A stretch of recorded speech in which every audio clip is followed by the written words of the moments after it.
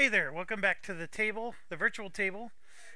We're going to do a tabletop simulator, and this one is called The Sixth Realm.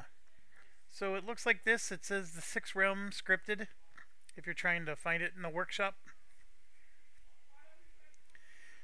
And it looks like this. We're going to do a 4-player simulation here. There is no solo mode that I'm aware of, so my apologies there. But it's a very cool game. Alright, so what they're doing is it's scripting the setup. It's setting up a bunch of the stuff. There's a few things that we'll have to do ourselves. But in a nutshell, you got to throw all these colored meeples into the bag, and there's going to be 12 of them. If it's a 3-player game, I think it's 9, and in a 2-player game, it's going to be 6. This always starts at the 3. You're going to have markers for each of the player colors. So as you can see, there's 4 player colors. There's going to be markers here for all 4 players, here, here, and here. And I apologize, there's a board game going on upstairs and it's very animated. So if you hear people shouting at each other, they're playing a very animated game. So my apologies there. Okay, and then you'll have 4 counselors here, and this will be part of our setup that we have to do. These tokens here, it's always 1 less than the number of players. So in a 4-player game, there's going to be 3 of each. In a 2-player game, there's only going to be 1 of each. These are resource tiles, so just set those off to the side. This is the first player marker. We'll deal with that in a second. In a 3- and 4-player game, you're going to use these triangles. In a 2-player game, they're going to look like these everywhere. So in a 2-player game, we'll use the other side of the board. So it's a completely different board for 2 players.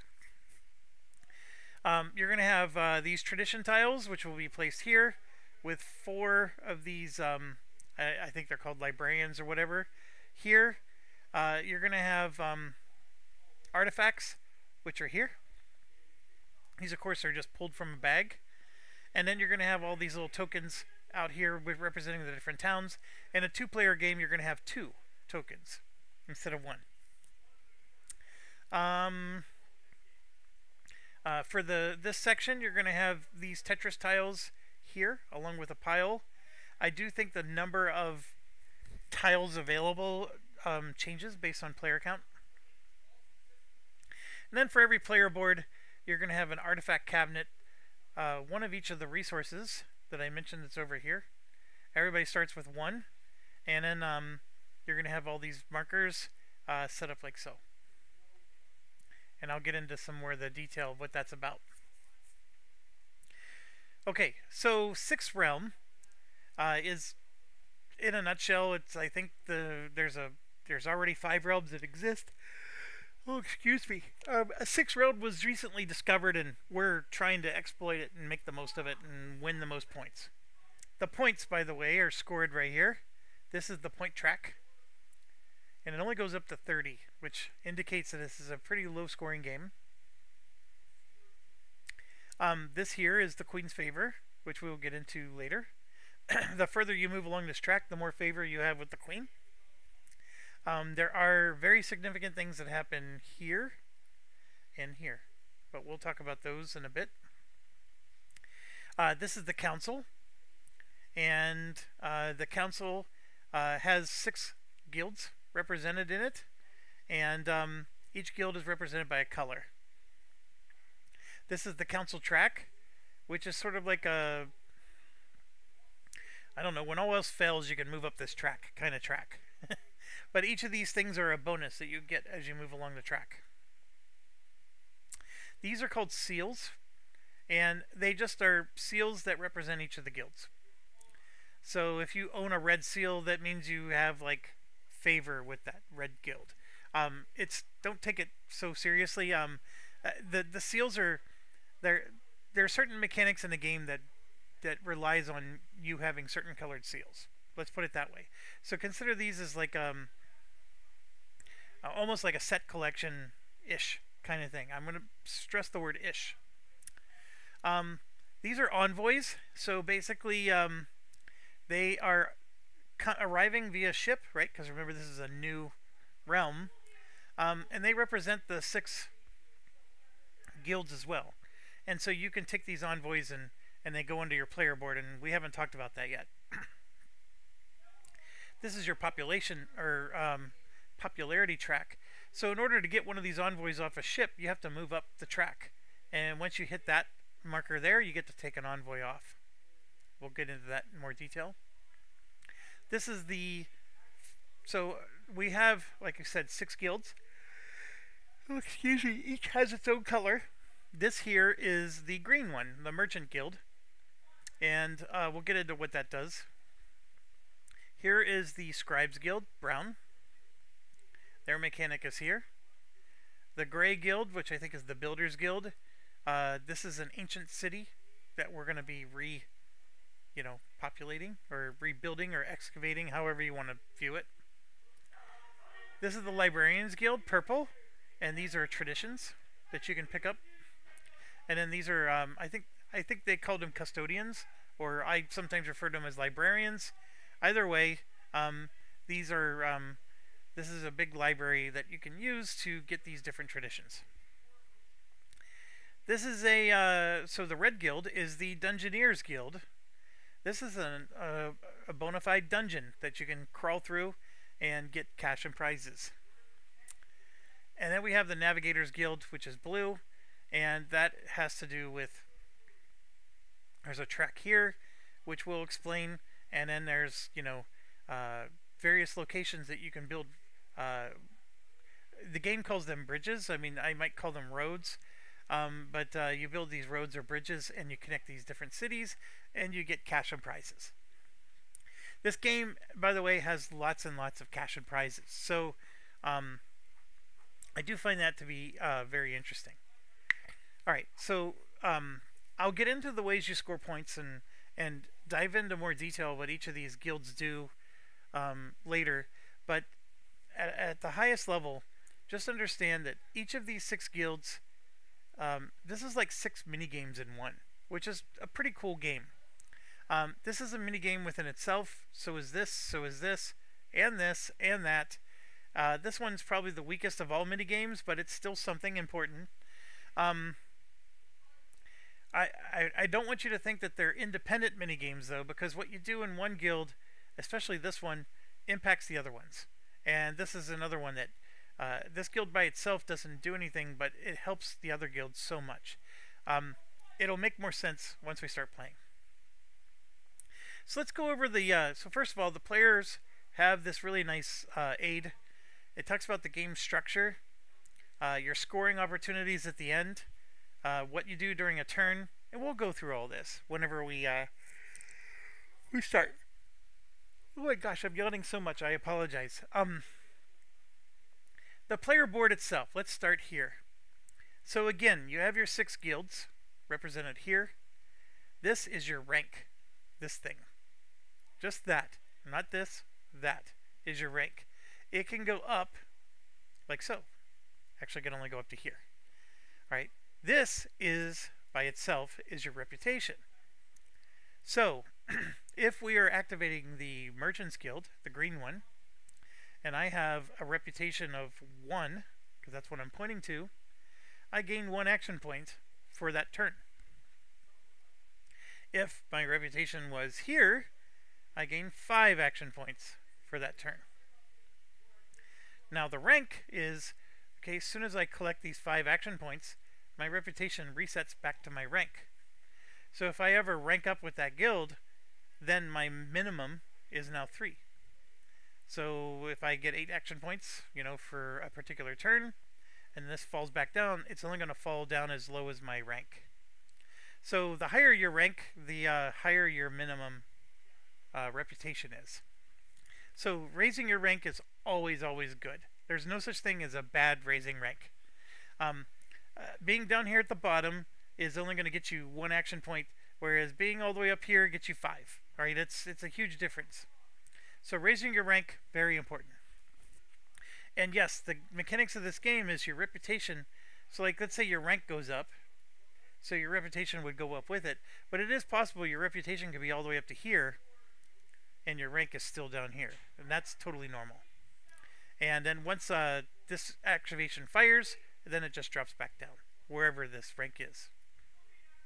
Okay, it'll make more sense if it doesn't. If I was clear as mud there, it'll make more sense as we go.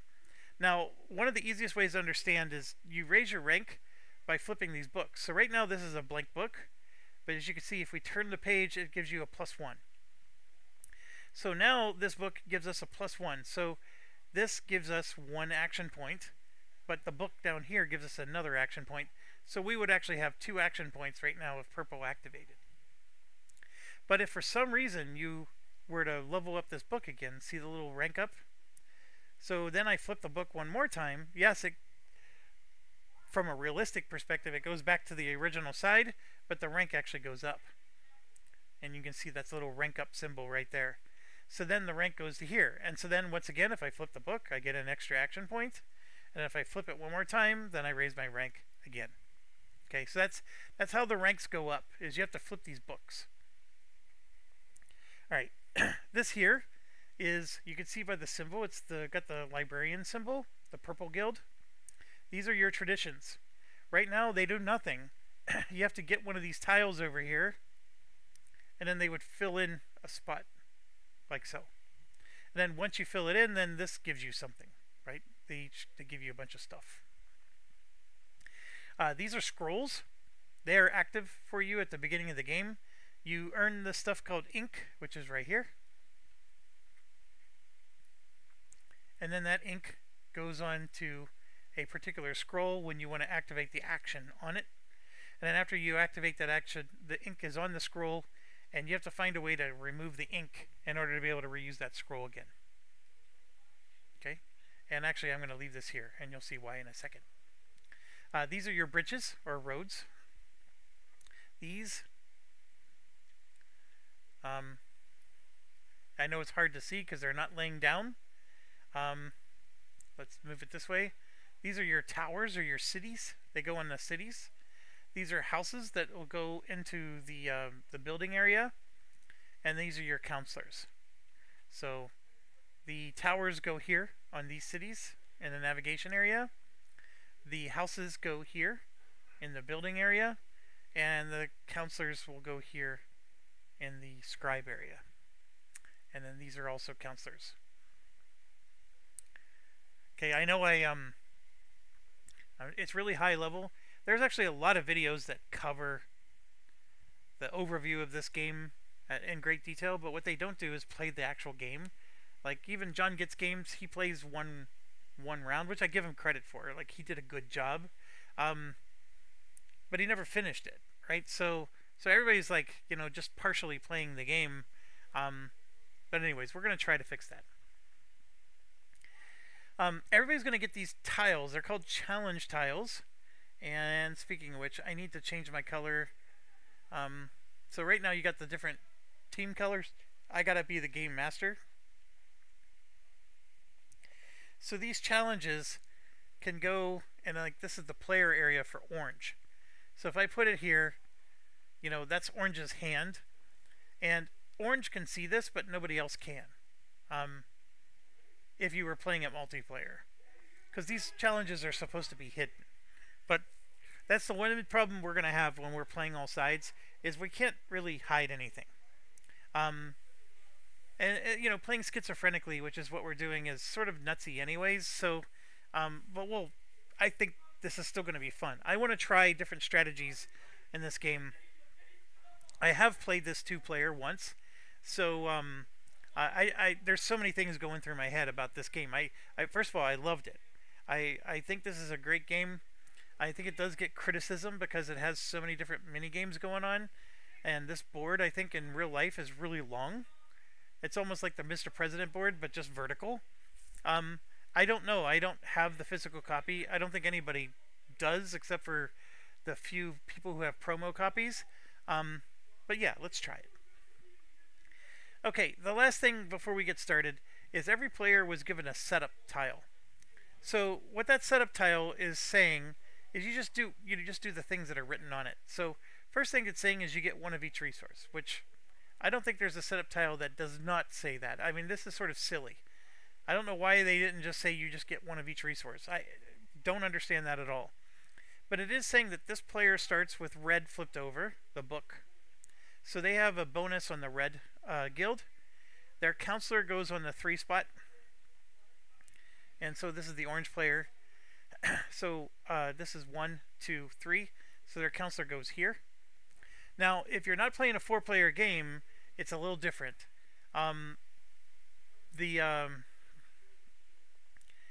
It's in the rules. I don't have it memorized. But when you're doing setup, bear with me here. It's in the player setup area. Here. So in a 2-player game, your counselors are always going to be in seats 2 and 5. In a 3-player game, it's 2, 4, and 6. And then in a 4-player game, it's whatever the tile says. So we're able to just look at the tile and do what it says. But if you're playing a less than 4-player game, you're going to have to come back to the rulebook and ignore what's written on the tile and use these values instead. And it explains, like, so for example, why I had the tile with the number 3 on it.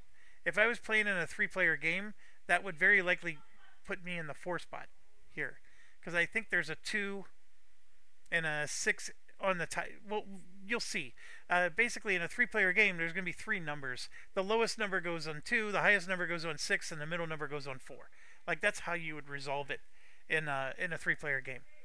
But just understand that it's different for less players.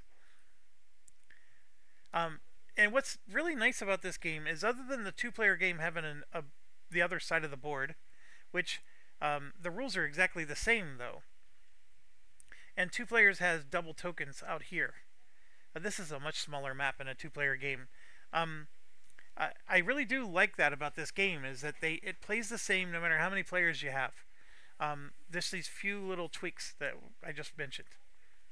Alright, so counselor goes on 3, this flips, we gain an ink, which is why I told you I need to keep this, and then these 3 resources right here. And I also forgot to mention, these are guild bonuses. They would go along the top here, and when they follow the turn structure, this is something that would trigger on your turn. But none of that happens. This is it. So we are completely set up, so you can actually throw this away. Oh, I'm sorry, one more thing. This symbol here means that he gets a brown seal. So he starts the game with a brown seal. And remember, this is like a resource. Like, for example, this one here says you're going to gain 1 popularity for every different colored seal you have. Well, he has 1 right now, so he would get 1 popularity. That's one of the many ways this could be used. Alright, so we move up to this guy. And again, he's going to get an ink, so let me grab that right now. He has his 3 resources. He gets the green flip. He's on place number 1. What color is he? He's purple. So he goes on the number 1 spot. And by the way, when the game did its random setup, this is randomly placed. These 6, like the last game I played, this was the first guild instead of that one. So this is actually a very exciting start. I like this one. Starting on this one was really horrible. Okay, that goes there. So we got all that done, and then he gets a purple. Alright, I like the setup of these 2. These 2 had really nice setups. This one, well, while I'm at it, let's grab the ink. They all get inks. He gets a green. And he starts in the 4 spot. 1, 2, 3, 4. And his purple flips over. And I think that's it for him. And last but not least, let's grab another ink. Gets a blue. And I think that says 2.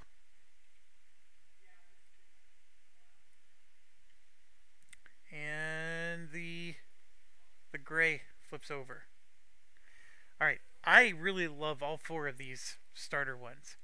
I had one that gave me, I think, maybe the brown. No, I think I did have the purple one. Okay, I think I had that one. Anyways, these are all really good starts. I I think there's certain ones that in my mind after playing this once I like more, but I think they can all be good. Okay, so who gets the first player marker? Well, it's whoever is counselor 1, which is this person. So the pink player is going to go first, which is this one up here. All right, and then last thing is everybody's going to draw some challenge tokens, and everybody gets 5 of them. So 1, 2, 3, 4, and 5. Now I could put them here. I mean, I guess that also works. The problem is since I get to see everything, so it doesn't, 1, 2, 3, 4, 5. So we're gonna get these up here.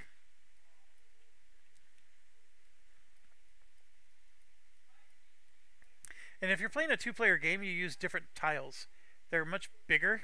Like these are triangles. They'll be using it's like 2 triangles put together. This it's like a rhombus, right? Or it's a quadrilateral. Like how much I can tell you. I always forget the names of these shapes. 1, 2, 3, 4, 5, and there should be none left.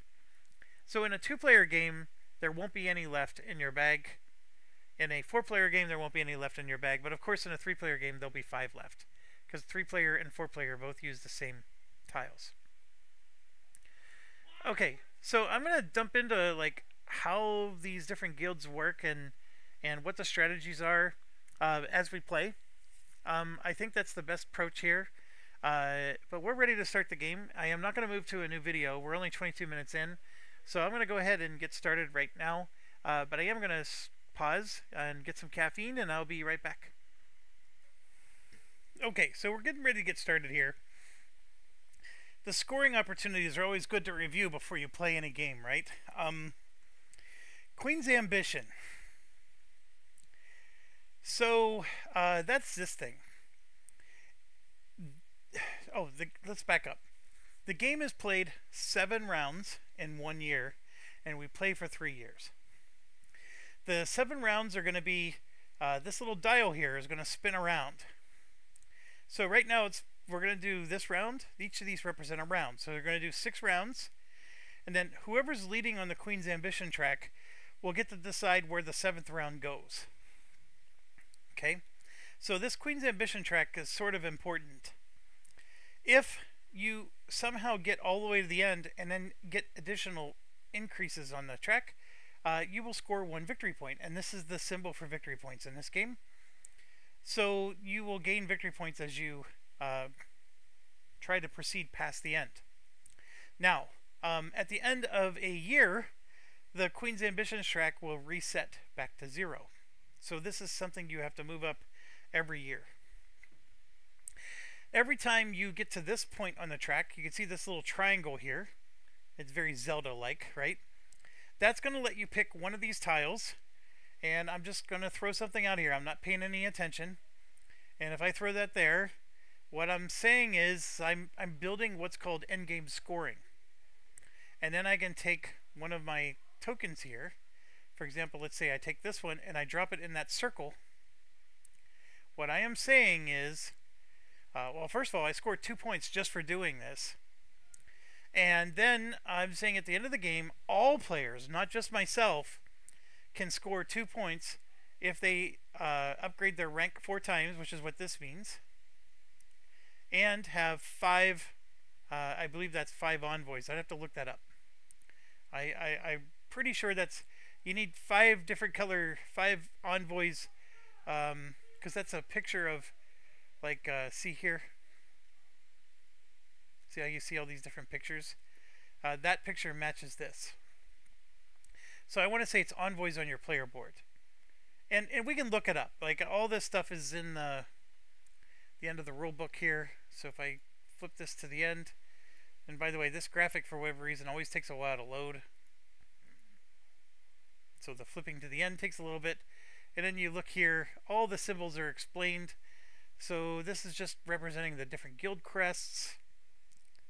This is representing actions. Oh, it's saying page 11. Maybe we got to go to page 11. Let's check that out. What page numbers are these? Oh, that's 22. Oh,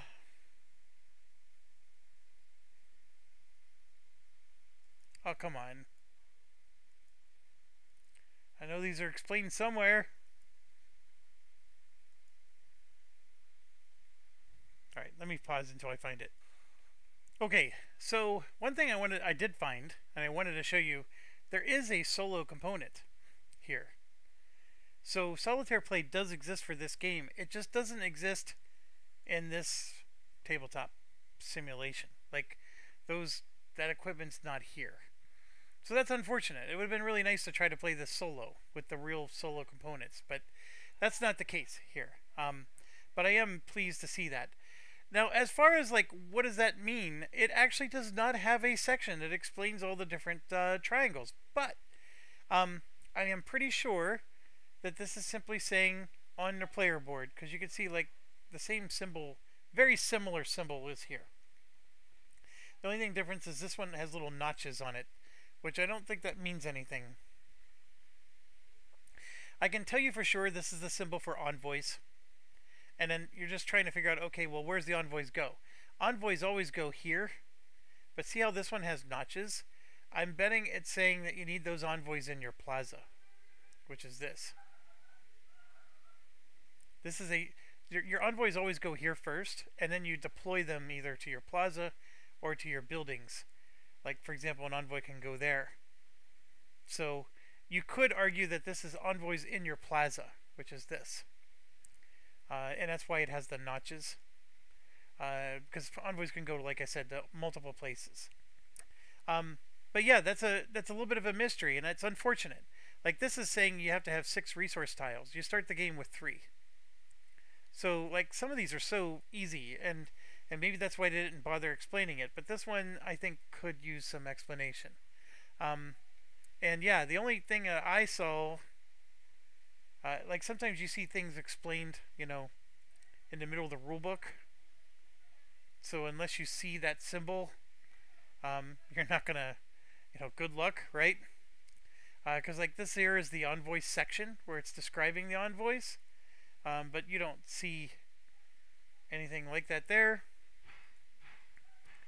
And then we get to the end, and yeah, there's nothing even remotely resembling the symbol. Boy, what a stinker one to run into as I'm trying to explain the game. I played a whole game of this without running into that. Okay, so the whole idea though is, let's just take something I do understand. This one here. If somebody upgrades their rank 4 times, remember this is rank, and it's any of these 4 times, right? So this is twice, right? And that's 3rd time, and that's a 4th time. That would be 4 times. And then you have 3 of the brown envoys, which are these guys. You would score the points that's there. In this case, it's 2. And it's any player scores those 2 points, including yourself. So as you place these little tokens, you're going to score points just for placing them, and then you're also creating victory conditions. Okay? So that's what this is talking about, and then also you score 1 point every time you bang off the edge. This is the bang off the edge. The challenges are the things I just described here, these puzzle pieces. Then there's houses. So as you build these, like let's say I place this here, you can put a house on this, and then a house will give you action points, either the column or the row. By placing this, you get the actions that you cover, and then your house gives you either this or this if you place the house here. If you place it here, of course, it's this or that or whatever. Um, if you fill up a whole column, you know, with these pieces, and your house is anywhere on that column, you're going to score a point. And if you fill up a whole row and your house is anywhere on that row, you score a whole point. So there's a bit of Tetris, and your houses will score points for every completed row and column. And it doesn't have to be you that does the complete. Any player. These are neutral pieces. That's another way to score points. And yes, if the row and the column is both filled, you would score 2 points.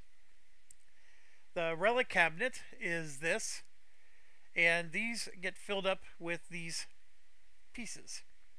So this has a picture of a purple seal. So what you do is you count up all the purple seals you have, and then you would compare that to where you are on this track. So here you score 1 point for every 3. So if I had 6 purple seals, I would score 2 points. But if I made it all the way to the top, I would actually score 6 points. But it's more than just that. I could have the purple seal and the green envoy both in my relic cabinet. I could have both of these. If I had both of these, I add them both together. So I may only have 5 of these purple seals, but I have 1 green envoy. That's still equal to 6, so I would still get 2 points here, or 6 points up there. And then last but not least is artifacts. That's these guys here. And these are pretty simple to follow. The little sunburst thing that's around them just says you have to have the most of them. So if you have the most of the brown envoy, you score 2 points. This one's saying if you have the most of one of them, you score 1 point. If you have the most of both of them, you score 3. And then same concept but with seals. These are envoys, those are seals. Okay, I think that's enough to get going. So let's get started. Okay, so pink is going first. One of the things you absolutely need to do if you want to win this game, I mean, if you want to have fun playing it, you don't need to worry about this. But if you want to win, you got to pay attention to your triangles you have. And I didn't do that. And of course, guess who did not win his game? These are your goals that you're going to be able to place here. And this is a very large source of points, in my opinion. Or it can be, or it should be. Maybe let's put it that way. It should be. So everybody needs to think about this in their play. So we start off with a purple seal, but none of these are purple seals. But let's divide them up. So we got envoys here, purple, but we don't have purple bonuses, at least not yet.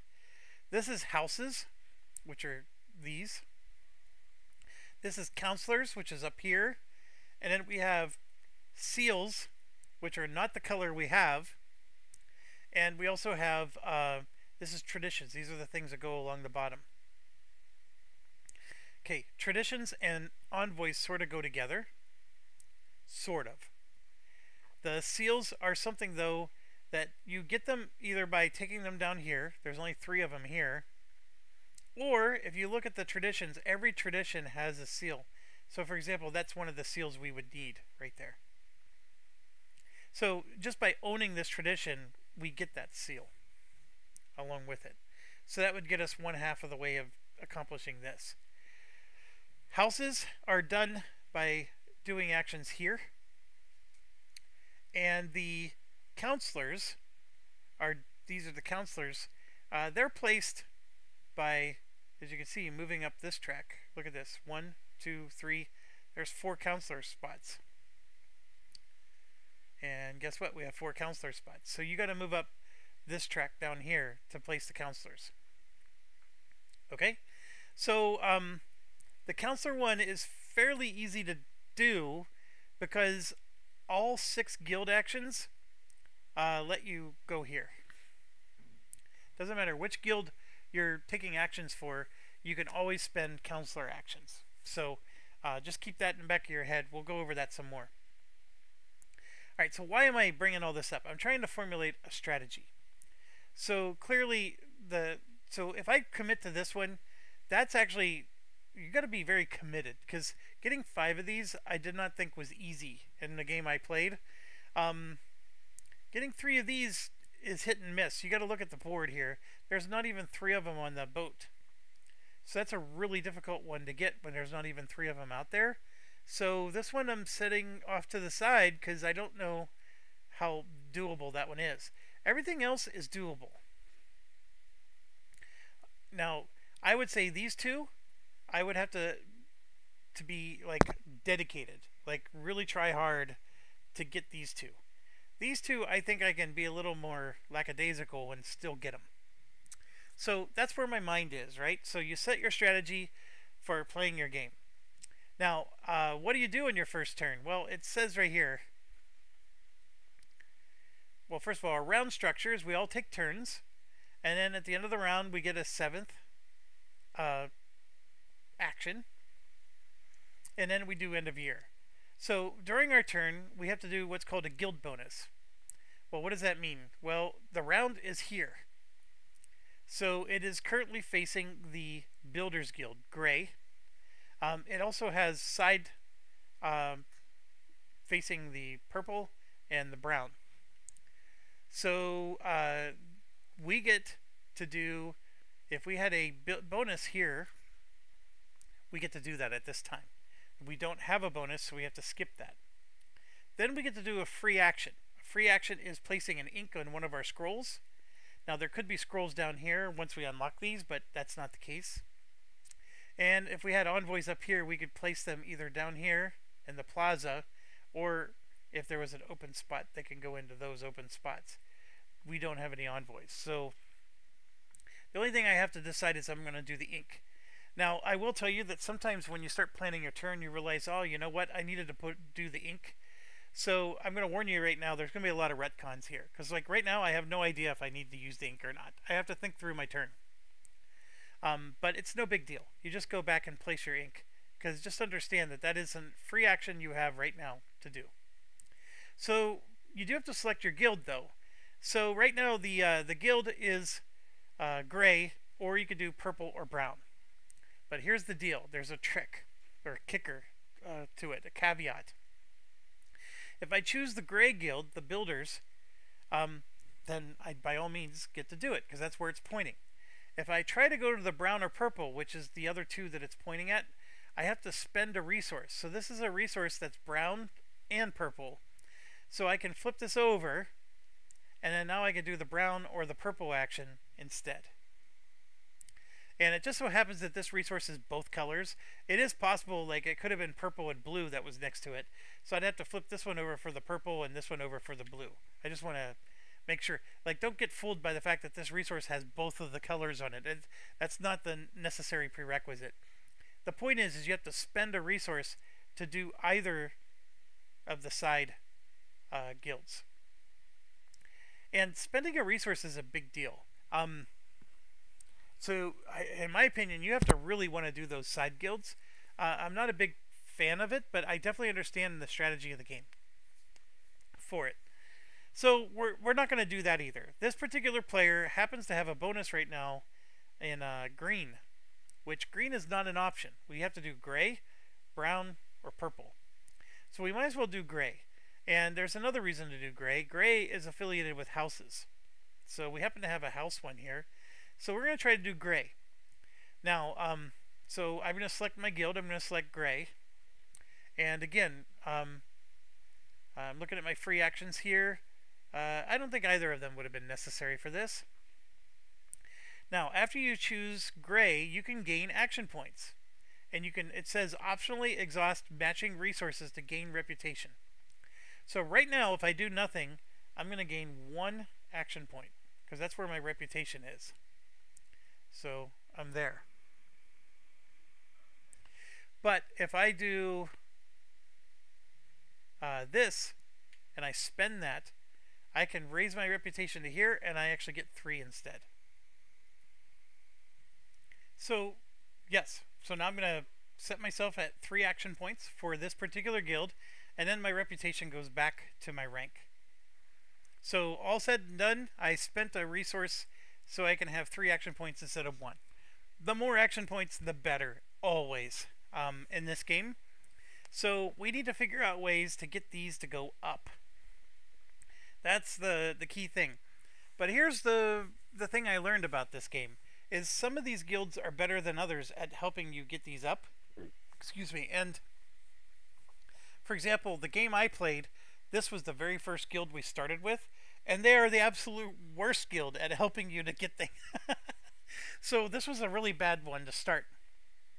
I personally believe that this gray one is a fantastic one to start the game with, and you're going to see why in 1 second. So again, houses are a thing, so we want to think houses. Now we have 3 action points. So I'm going to come over here. The gray guild is this one, and at any time, no matter what color guild we're talking about, I could just spend 3 actions and go 1, 2, 3 right along this track, and I would get all 3 of these bonuses. That is always an option, no matter what. So if you have like, you spend 2 actions somewhere else and then you have 1 left over and you're like, oh darn it, I guess I'm going to lose my action. Nope, you don't. You can just come over here and spend that last action to move along this. Alright, but let's come to here. So here, everything's self-explanatory a lot in the board. It's 2 actions for this one, 3 actions for this, 4 actions for that, 1 action to place a house, and if you spend only 1 action, you get to use the column or the row. If you spend 2 actions, you get to do the column and the row. So I only have 3 action points, so this is out of the question. If I want to place a house, I need at least 1 action point for that. So that means I only have 2 action points left if I spend 1 on the house, and that means I got to do this one. Now, it's a simple thing. You have to start on the outer edge, anywhere along the outer edge, and you can't put it somewhere like here, because see how this is a double wide spot? I can't put that there. You have to cover up the whole thing. But I can go just about anywhere else.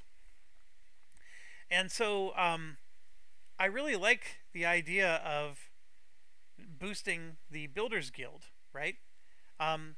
So I could go here. Now, one of the things I can maximize on is I'm already bumped up on the Green Guild. See right here I have +1 action. So I think I want to maybe try to help there. And you can see there's some Green Guild stuff going on here. And look at that. So if I go, for example, here, like that. Now, one unfortunate thing is you cover it up. So you got to see, okay, what did I just cover up? I covered up the green bonus actions. So I'm going to get to take one of these bonus things and put them on the Green Guild. That's very powerful. I love that action. So we'll decide this in a second. And then, so that cost me 2 action points, right? And then for my 3rd action point, I'm going to take this house. It doesn't matter which one. I think all the bonuses underneath are the same. And I'm going to put a house on it. You can put a house on any size. The bigger size doesn't mean anything other than you get more bonuses. Now, since I only spent 1 action point on the house instead of 2, I either get the Queen's Favor or I get this. Queen's Favor is just, boom, you move up the Queen's track. So what I'm going to choose instead is I'm going to choose this one, which lets me move up a reputation for green. So this moves up the reputation to there. Now remember, the rank didn't change, but that did. Now, I get to also pick one of these to come out on the board. And this is tricky, because I actually don't know which one's the most important one to get first. Just real quick, this one is a Queen's Favor bump. This is 2 on the popularity track. This is 1 on the navigation track. This is 1 on the council track. This is gain an ink, and this is remove an ink. Remove an ink is probably the only one I don't want right now because I don't have any ink out there. I do think this one is really good, but so is this one, with these two I think being like halfway runner-ups. This one could be really good if you're going a very strong navigation. We're going to try to go strong green with this guy, and then probably some gray as well because we want to do the house thing. So what I'm going to do is I'm going to try to do strong green, and I think it never hurts to do this one. So I'm going to go ahead and start with that, and you get it immediately. So that's 2 popularity bumps, and what that means is we come over here, and they're the purple player. They get 2 points, and then once they get to the 3rd one, they're going to gain an envoy. Alright, so I'm going to just leave these here. They're all at the 0. Alright, so I spent 2 actions to lay the tile and then 1 for the house. So all my actions are spent. So I finished my spend action points. I get to do free actions again. So I could, for example, spend an ink or an envoy. And remember I told you I was 1 away from getting an envoy? We're going to go ahead and do that. I'm going to spend an ink here. I have 1 token. So I'm going to get 1 popularity, which puts them to 3. And then this resets. So now we get to pick any of these. And again, I'm looking at my situation. I want to boost green. So I'd like a green envoy. And there's only 1, which is why we're going to rush for it. So we get to be the first to claim it, and it goes in any of these 6 spots. It doesn't matter which one at start. At some point, if I fill up the bottom spot with another one and it's identical, I get to take one of these resources and refresh it. Or if they're not identical, I get to move up 1 on the Queen's Favor track. So that would be the end of this player's turn. And then it just goes clockwise from there. So that would mean that orange would go next. Okay, looking at orange's situation, you can see they got a +1 on red. And they should be at 0 at the moment. They got a +1 on red. This is all 6 resources. This is 5 ink. That's 2 purple. 3 browns. And then 5 of we think on the plaza. These are a lot harder to achieve. This one probably being the easiest, and then the 3 browns are doable. There's 3 of them, but he would need all of them. Okay, so with this player, he's got a slight advantage on the red track. So I think he wants to try to maximize that, but he currently, you know, his choices are, again, gray, brown, and purple. So,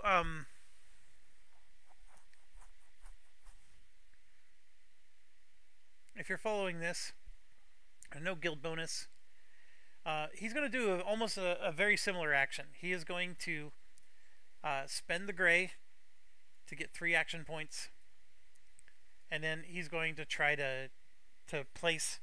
Now, he does not have to place a house. That's the one difference that he might choose to do. He could choose to do one of these and then get 2 bonuses out here instead of just 1. So let's just see what his options are. This one's a really nice one because it lets him flip the red. If he flips this red book, he'll move up a rank. That's really, really good.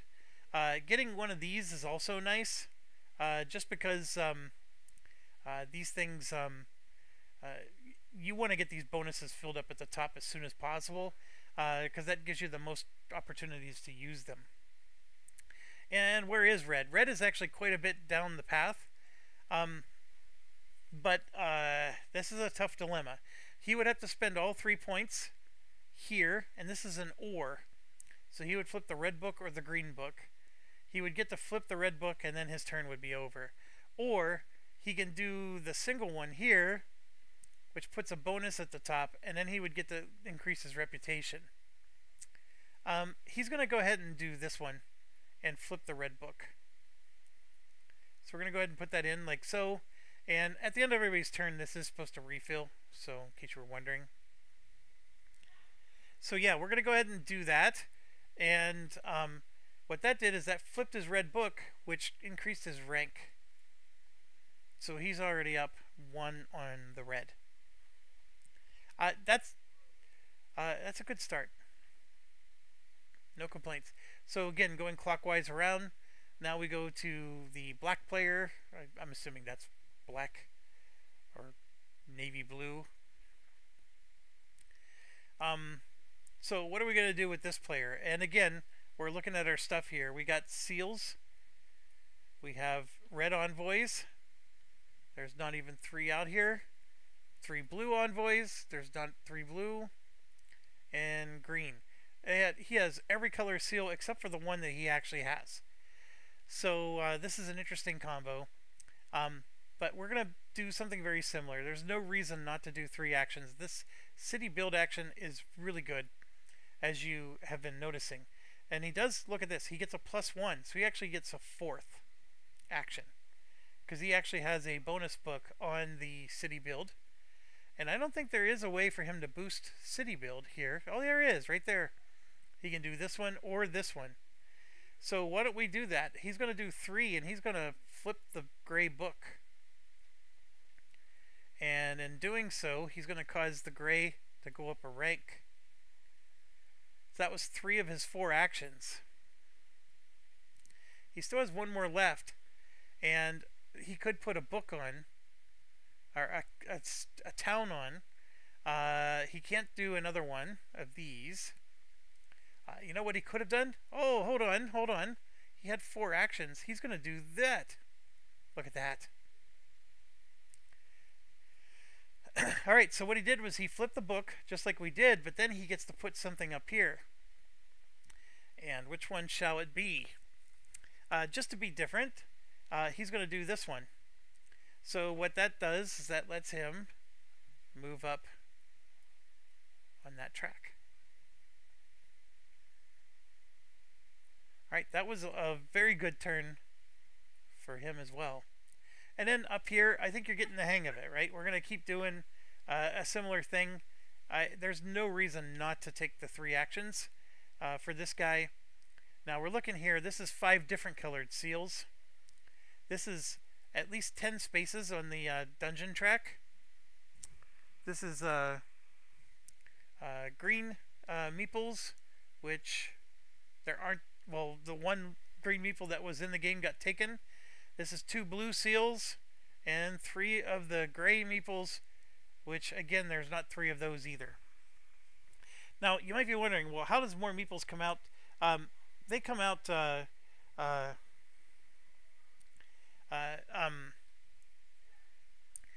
when this gets down to 1 meeple. Then we'll draw more from the bags. So there's a very good chance that more of them are coming, because like, even though these aren't necessarily the colors that somebody's looking for or wants, these are all good.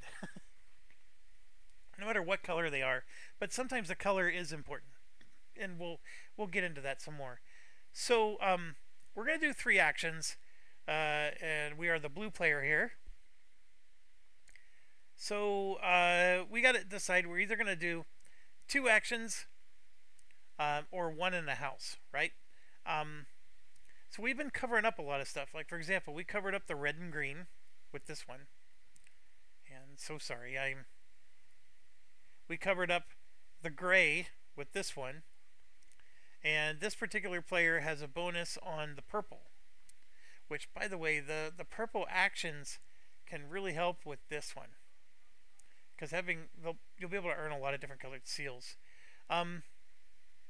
Okay, so getting back to this, I mean, you can see there's some purple stuff going on that we could grab.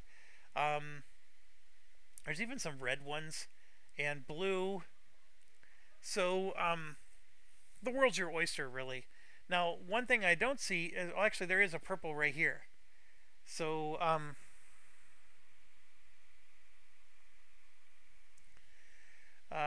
let's see. Which one do we want, though? Do we want to flip the book, which raises our rank? Or do we want to get a house out there, which can raise our reputation and then get one of these bonuses? Man, it's such a hard decision. I never know what's the right thing to do, but I think I want to get the book flipped. So we're going to go ahead and do that, and we'll flip this book, which will raise that rank. Like so. And that's going to be all 3 actions. Alright, so that's 1 round in the game. So the next thing that happens is this is going to spin to the next one, which is purple. Now, this guy would retain first player, except that is now the first player. It's the council member. So first player is now going to go to this guy here. And it's the same dilemma we had before, except now it's pointing to purple. And they have a choice between purple, gray, and green. So, Purple right now is 1 action point or free, right, if he spends this. The green, of course, is now in the cards, but the green resource is gone, and so is the gray. So if he takes the purple, he can get 3 actions. If he chooses the green or the gray, he'll have to put an ink here to flip that back. And then just by doing green or gray, he has to flip this again. And that is exactly what he's going to do. And here's why. Look at the gray. He's got 3 actions on gray, just like he would have 3 on the purple. So by spending this ink, he's going to refresh the gray resource. And then he's going to activate gray by spending the gray resource. Now, that does not give him another bump, because if he had another gray resource, he could have done that, because that's here. But he will get 3 action points for gray, and we got to be mindful here. Next up is green, or he can keep trying to boost his gray. Let's see. Let's figure out what he wants to do. So he wants to do more shenanigans here. And if I remember correctly, he was the one that went... Oh, that's right. He did the big one here. So here you can see that's a gray reputation bump if he were to build a house on one of these. So he has 3 action points. And we could go here, for example. That's a very interesting option. And that would let him place a house too. And the house would let him get a bump. We're going all in on gray if we do this, right? He could try to raise his gray rank again by going here, and then flipping that book is not going to raise the rank, because remember, you got to flip the book twice. But that's the only way you can benefit yourself with gray, is here, and then of course this here, which this is already, he already did this, so he doesn't necessarily want to go on that exact location. But he could take, you know, this one. Or he could go somewhere else, right? Since green is going to be next on the track, he's using his gray actions to give himself bonus stuff. So, actually, I like that idea. We're going to go here. I'm just looking to see what happens there. Because he could do this instead. But I like the idea of doing this one. So he's going to get a green bonus, and then he's going to place his house here to get the green bump. So the green bump, I'm doing it in a little bit reverse order. He's going to get the green bump, and then he's going to put a bonus up here above green. And remember, we went with this last time. I do like this. So we'll put that there, and that gives him 2 popularity points right now. Boom. That's his action. And remember, we go clockwise, so that means blue goes next. And blue likes pointing to purple, right? Purple is what he's set up for. So he's going to absolutely take that. So that gives him 3 action points. And then he's going to spend that resource to make it into 5 action points. And then later on, he can spend his ink to refresh one of these, and he might as well refresh that one, or he could just wait until later to do it. So we're going to go ahead and do the 5 action points for purple. This is a big one for him. So let's go to purple. Purple is, you could take any of these as long as you have a librarian or custodian next to it. So I can't take this one, for example, because these 2 spots are empty. And then the cost for it is written on your player board. So these left 2 are 2, 3, and then 4. And then for 1, he can move one of these, and they can move 1 space in any orthogonal direction. And he gets whatever the bonuses are for those. Alright, so I got to study this a little bit and study what he wants to do here. So you can see that 5 different colored seals or 2 blue seals would be the way to go if you're going down the purple specialization. And so you can see there's a blue seal here and a blue seal here, which would help him with that. And then you can see there's all different colored seals, so he could pretty much try to accomplish both of those fairly easily. So we're going to go ahead and grab this one because there's already a custodian right here. And this one will let him put an envoy on there to flip a book. Now you could place it on any of these, and whichever one you place it on, that's cost. So we could go here, and that's going to cost 4. That would give him an envoy, though. If he did that, he's got 5 action points, or he could get 2 of them for 4.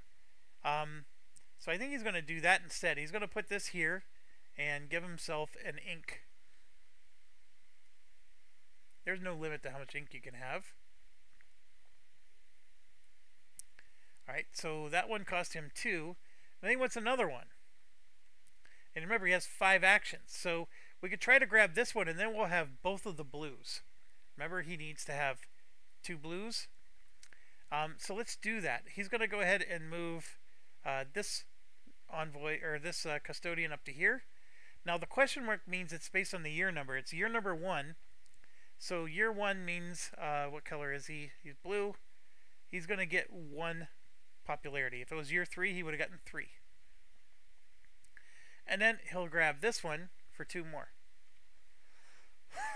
And that will go there. So first one was 2.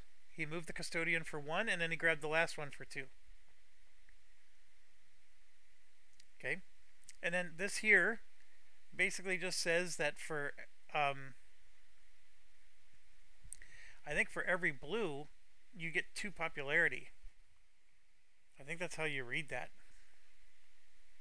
We already have 2 of them. So he would get 4 popularity if he did this. Now this is a scroll. So if he goes there, then that spends ink. I am fairly certain that's how you read it. The thing that I feel is missing is, like, where's the thing that explains how the scrolls are read?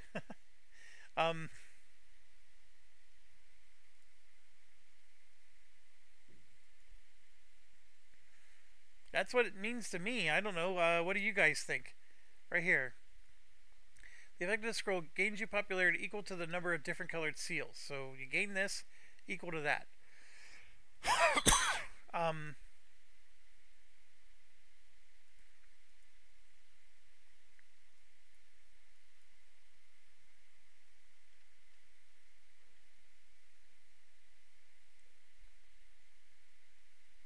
This is gain victory points.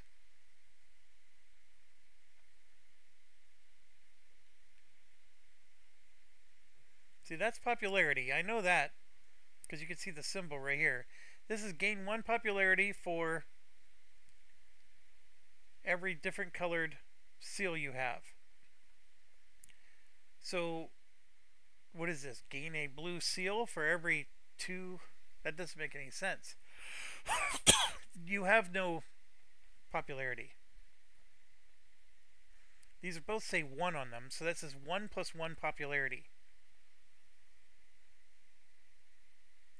I truly believe this means you're going to gain... I don't understand why it says 1 plus 1. Like, why wouldn't it just say 2? Okay, I apologize if some of you were shouting at the screen. It is so obvious to me now. What this is saying is you get 1 popularity for every blue seal you have, plus 1. So if you have no blue seals, you're going to get the plus 1. I have 2 blue seals, so I would get 2 plus 1, which is 3. And so, yeah, we're going to do that as our free action. We're going to spend an ink, and that gives us 3 popularity. So 1, 2, and it always continues to 3. So we get to grab one of these, and now this is where it gets interesting.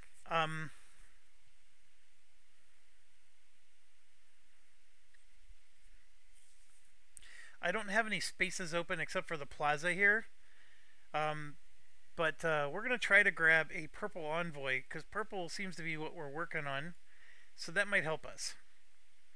Now, specializing into one thing is what you see me doing. It's a lesson I learned from the last game, but it may not be the best strategy at all times. I'm just, there's so many different variables going on. But why would I take a certain color? Well, let's just dive in real quick. Here you can see the houses are always going to give you a flip the book action. But the book that flips is the color of the envoy. So if I want to flip a purple book, I have to have a purple envoy. But I also have to place a house.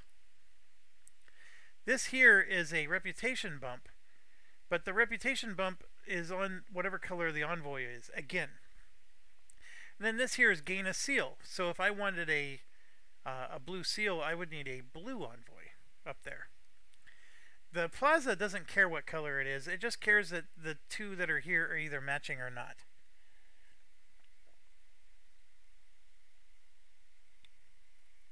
So the plaza is very different. At the end of the game, you get 1 point for every different colored envoy you have. But for every matching envoy, you do get a bump, but it does care what color that is. Okay, so the color of the envoy matters for these placements. This one here, again, it's the color that matters for flipping the book. This action is no different than these house actions here. Okay? And then I know somebody asked in my last game, not one that I was recording, how do I remove the envoy once I place it here? You don't. This is a one-time action. Now, the ink I can remove, but these types of actions, it's one time. And I know at first they were very depressed, and they were like, that sounds dumb. But this game actually goes so fast that I know it sounds crazy. You have 21 actions, but those 21 actions fly by, especially if you're not describing and, you know, doing what I'm doing. And the opportunities to even place that envoy, you know, it's like right now I have an opportunity. I have a purple envoy here. I have an opportunity to place it either here or here as part of my free actions. I am not going to do that because I want to wait until I get a second envoy to either get this bonus or that bonus, and then we will place both of the envoys after that. Alright, so with that being said, I know it was long, but that player's turn is over. And now we're moving here to this player who already has a bump on green, and green is coming. So do we want to do green now in anticipation, or go ahead and continue to do purple? Well, we don't have any ink left to refresh our green resource. That's a bit of a problem. So I think we're going to go ahead and do the purple, and we're going to spend the resource to make it 3 actions on purple. And one of those actions I'm looking at, I would like to get remove an ink. But we also need to gain an ink, right? Because, yeah, so this is an interesting one. We would like some traditions, which means we need to give a lot. Oh, by the way, these would have refreshed.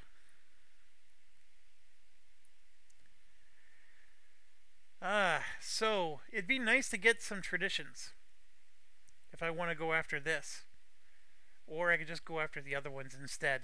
I think what we're going to do is I'm looking ahead, and I want to get this green resource back. I need an ink for that. So what I can do is I can move this guy over to get an ink, and this guy over to remove an ink. So I'm going to remove this ink, and when you remove inks, it goes back to the supply. But then I'm going to get an ink, which puts that there. Okay, that was 2 of my 3 actions. I only have 1 left. Now, I could still move these guys around. Like this here is navigation spots, and this is a queen spot. But I think what I'm going to do is I'm going to move this thing because we have the counselor tile. So we need to move this thing for the counselor tile anyway. And remember, that's always an action we have available to us. So he's pink. So we're going to grab pink one and move it up.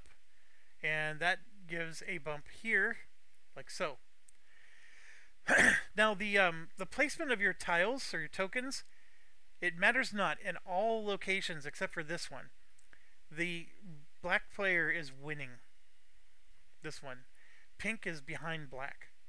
So right now the Queen's champion is the black player, even though they're tied.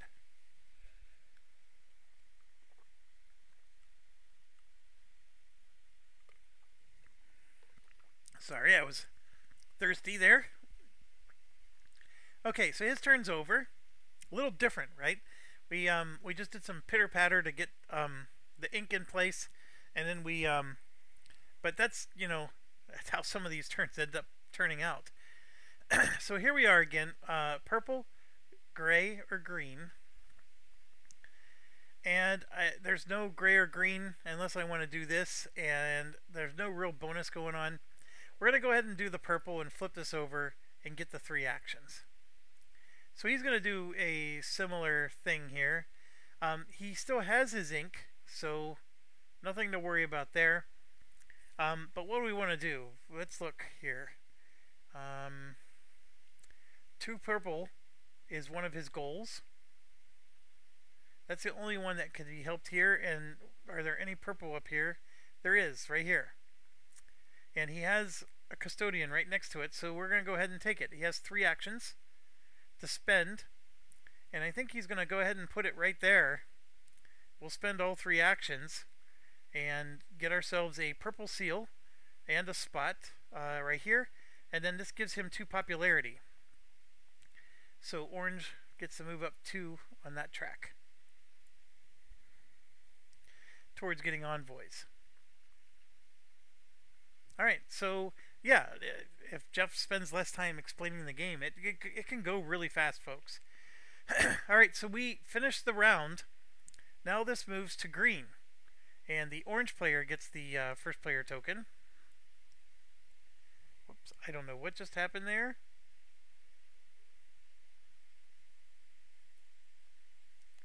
I think I somehow selected more than one thing. Okay, so orange player is going to go first. We're facing the green. Purple and blue are options. And we have a situation here where, yeah, I'm going to go ahead and spend this ink to flip this green back, just to flip it again so I can get the 3 action points out of green. Now, at the beginning of every round, this always resets to the middle. So you're going to see us move this thing around, but in case I forget, I just want you to understand that this always resets to the middle. So the moment that this moves to blue, this thing is back in the middle again.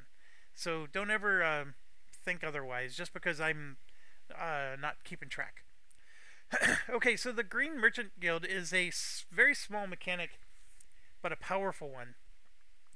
For 1 action point, so what you'll do is you get to pick the start on any of these guilds that you'd like. It's in the middle now, but you get to pick where it begins. For 1 action point, you can refresh the resource. So right now, for example, I have 2 resources that need to be refreshed, the green and the purple. So I can go to green, and for 1 action, I can refresh it. For 2 actions, I can flip a book, and again, it's the color that it's at. And for 3 actions, I can gain another resource. Now, once I decide to, let's say I decide to start here, I must go clockwise or counterclockwise, and I can only go the same direction for the rest of my turn. So once I start here, I must go either here or there next. And then once I choose to go there, I got to keep going. I can't ever start going backwards. Now, for the rest of the round, whoever the next player is, they have to start wherever I left off. That's the power of being the first player for this particular action.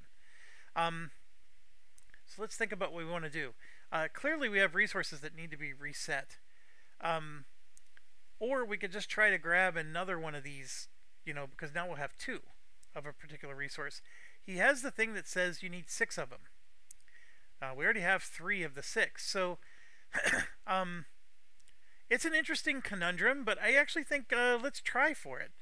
So he's going to go to the red, and he's going to spend 3 action points to get another red resource.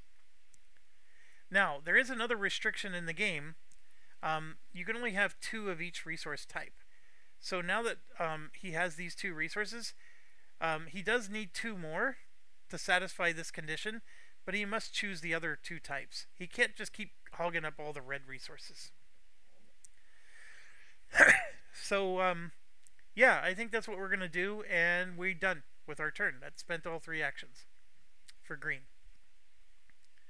Okay, again, going clockwise around the board, We're going to go now to black, who we are facing green, which means they're going to get 2 popularity.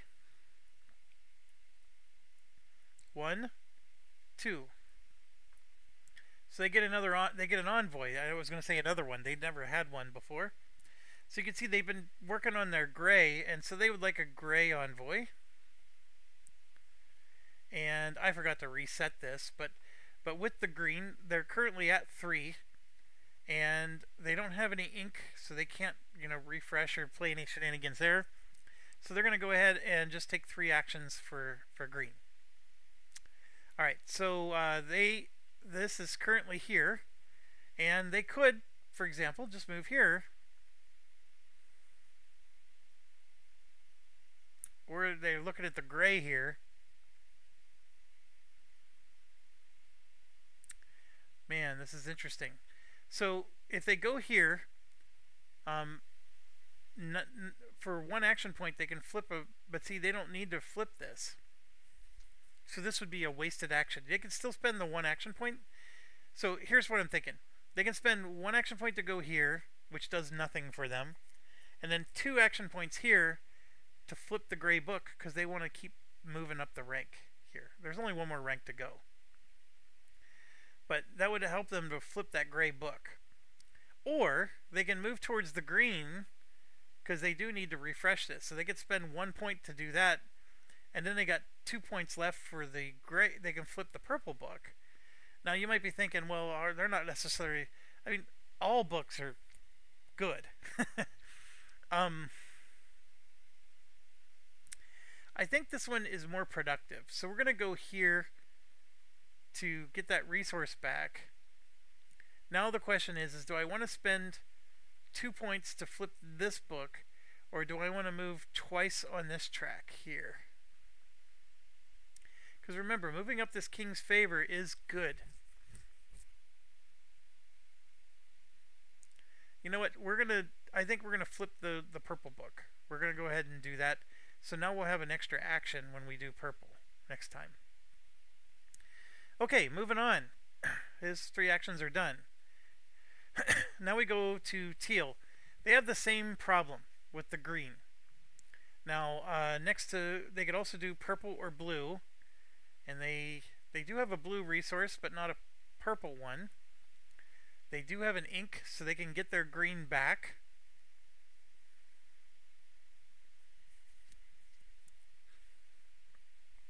They could also get their purple back, which is 3 actions for purple again. Too bad they don't have like a, needs to get a whole bunch of these. I mean, if they could get this one going. I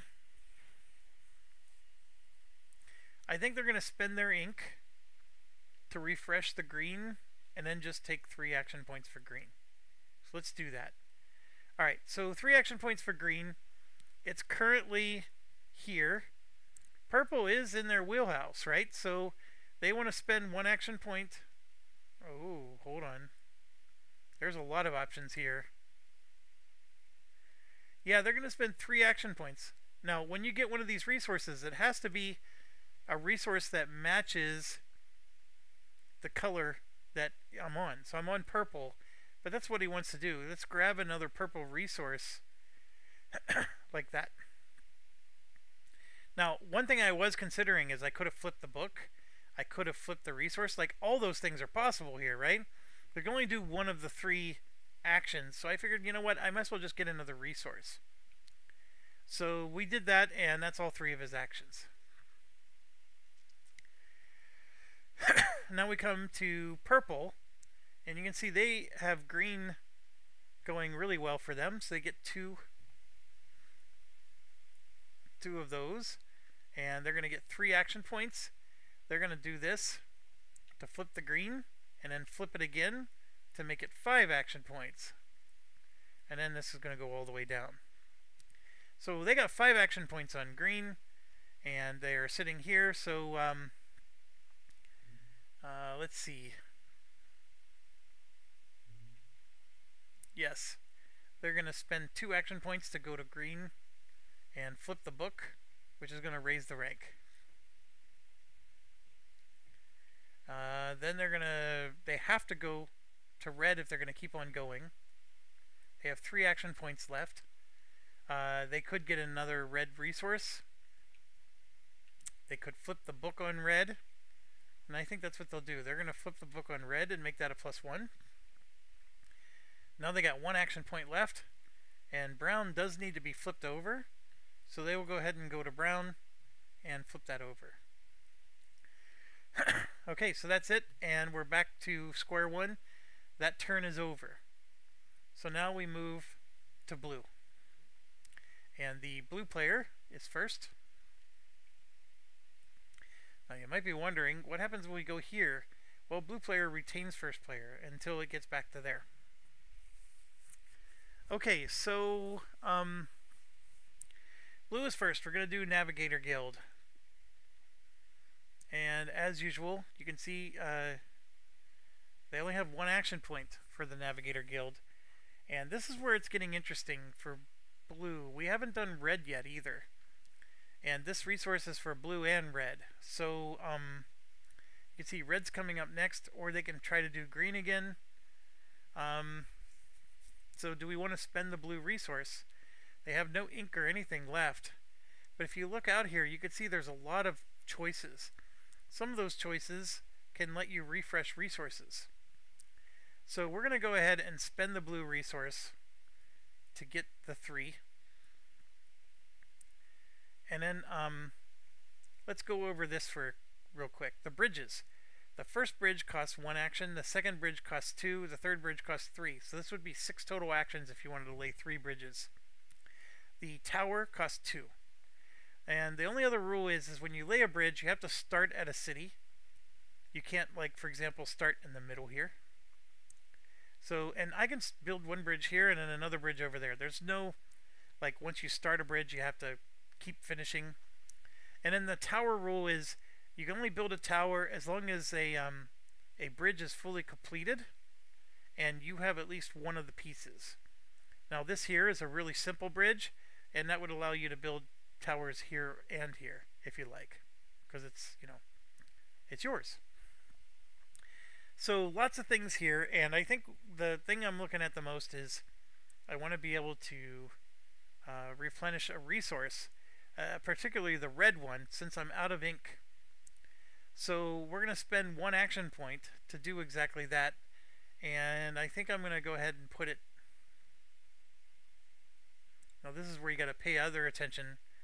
So for example, the blue seal is something that we really want because we have 2 blue seals, right?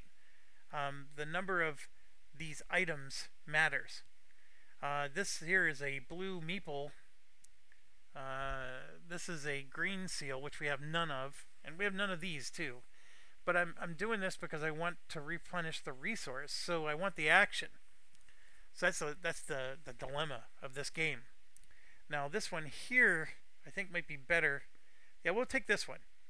So that lets me replenish a resource. We're going to replenish that one because we know red's coming up next. So that cost us 1 action to do. Now it's going to be 2 more actions to place another bridge here.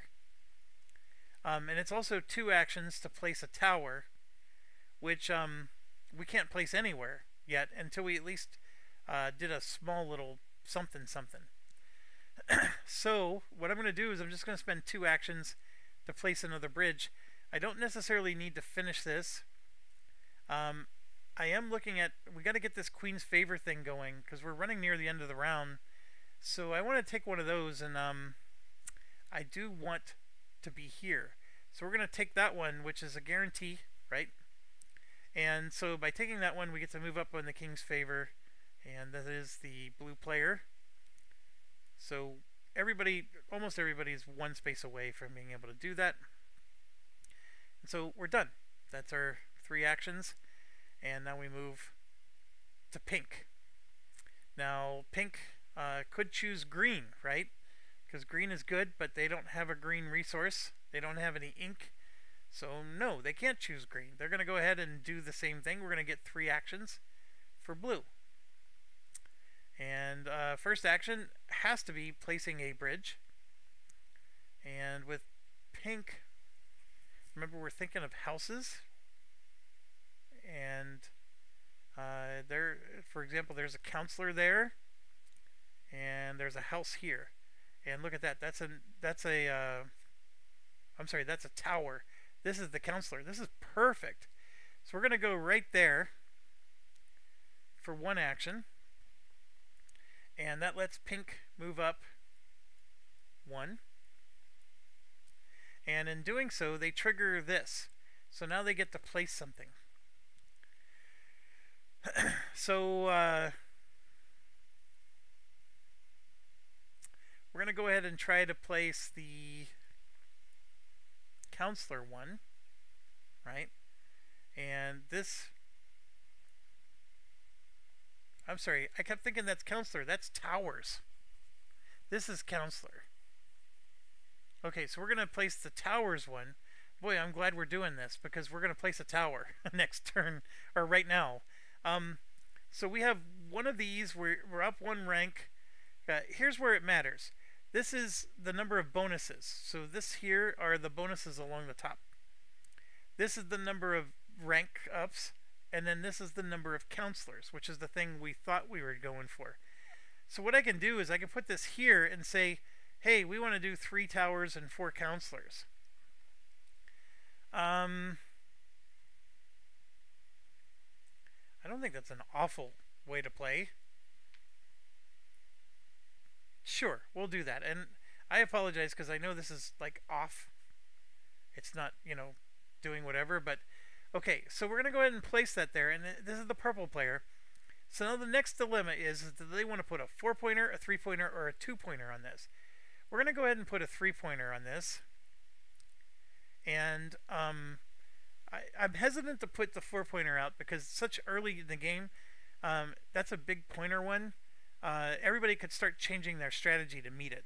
So you almost want to place a 4-pointer one on something you know you're going to hit and nobody else will.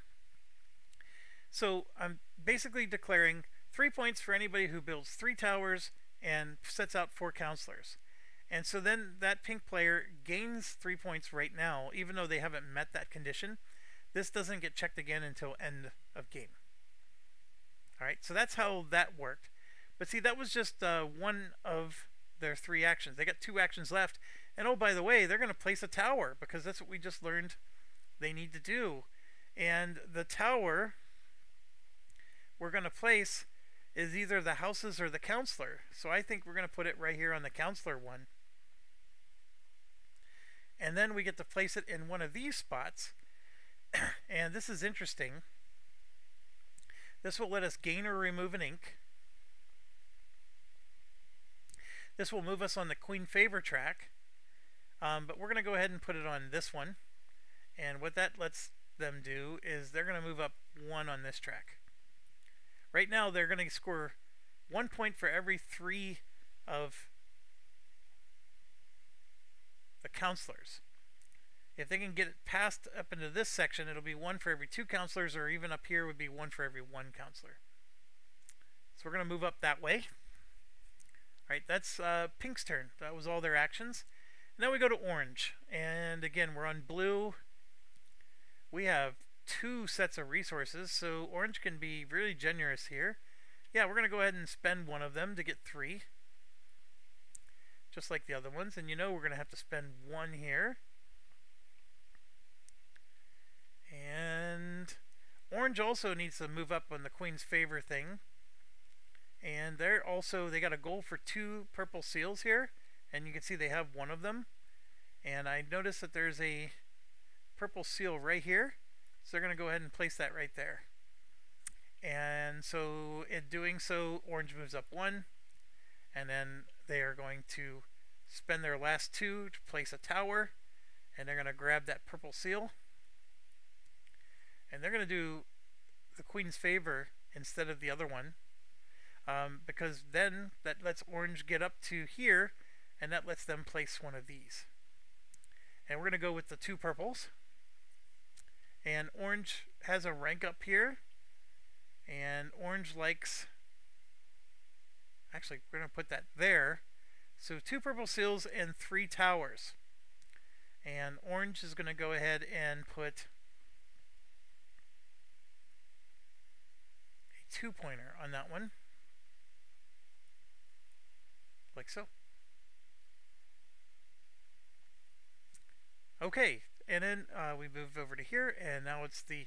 I'm assuming that's the black player. I like navy. Navy would be pretty cool.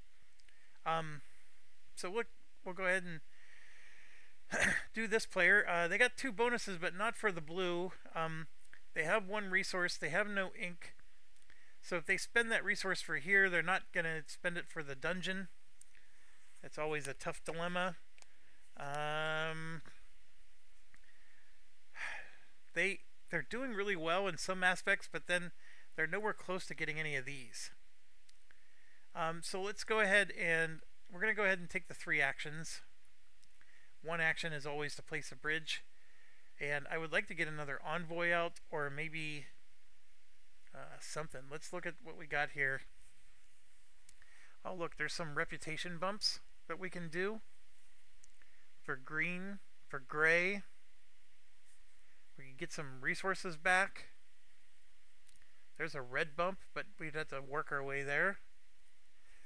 And then there's also the, we were looking at seals, right? At these different artifacts, and we were claiming, certain ones. So what does this player want to do?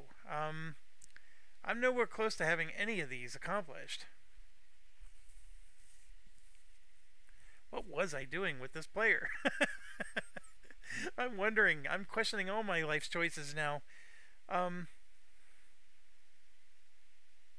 We even took a gray one because I think I was thinking gray, but we need blue or red.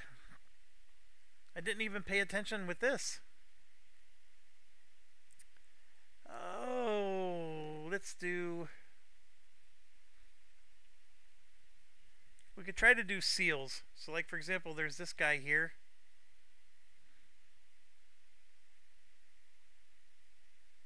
Part of me thinks I should just be placing some bridges, like 2 of them.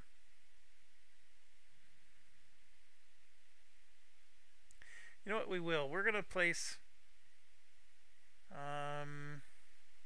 do we have something for the brown seal? We do. 2 brown seals. So we're going to place this guy here. That gives us 2 bumps on the track. And then that costs 1. And then for 2 more, we're going to place the next one here, which lets us move one of the librarians. So let's do the 2 bumps first. So first bump is the Queen's Favor, and the second bump is placing a counselor. So he's going to get a counselor out, and we can go anywhere, really. We can take first player by going here, or we can bump somebody, and when you bump somebody, that gives them a point. And one thing the rules didn't say is, can I bump myself? And I think I can, because it doesn't say one way or the other. I think I would rather just take the first player marker there. So we'll go ahead and place the counselor there. And then, like we said, we got to do the Queen's Favor. And we're talking the black player, which is this one. So now he gets to place 1. I am going to go for the 2 brown, even though I don't know. We were just placing a counselor, which this is a counselor here, so we're going to put it up against the counselor because we already have 2 counselors out. Well, yeah, because technically 4 implies all those. We already have 1 out here, so yeah. So we're going to go ahead and do that. How confident am I? I'm not very confident at all. So we're going to put 2 points on this one. That's going to be a stinker, isn't it? So we're going to put 2 points on that one and go to there. Okay. That covers his turn, and that brings us to the end of the round. So now we move to red, and the first player marker is going to move to here. Alright, so red resource is gone, ink is gone. I'm going to get 1 whole action. I can't do blue. Brown, I could spend this to do a brown, which would just mean I get one whole action for brown. I don't know if that's worth doing at all.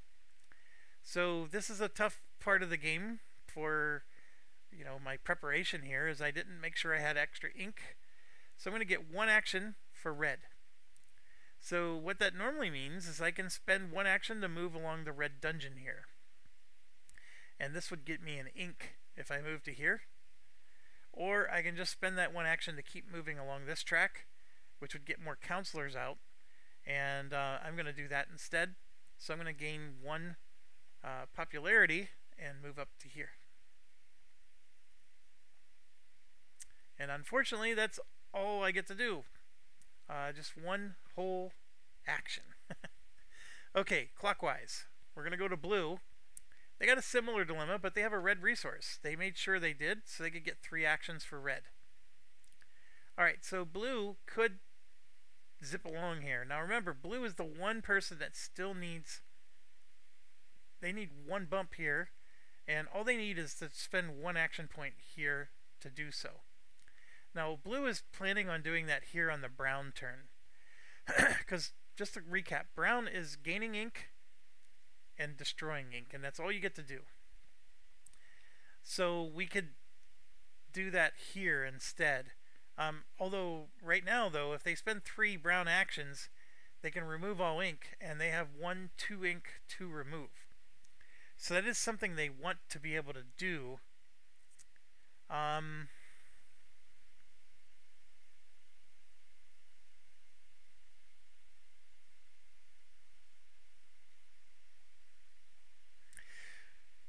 So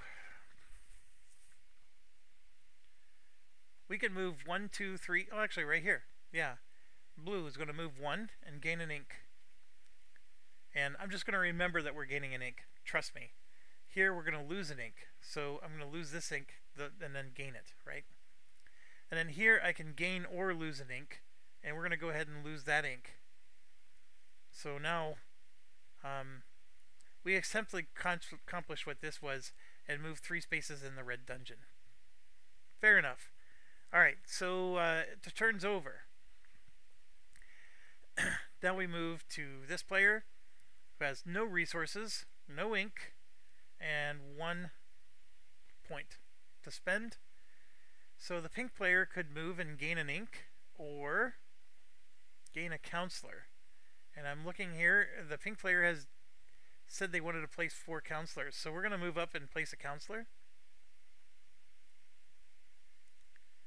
And I think, because I don't know what the right strategy is here, I am going to just take the last spot. So now that's going to force the next player to bump someone and make them score a point. And now you could be right. Here, let me review this with you, because this is the part that I struggle with the rules.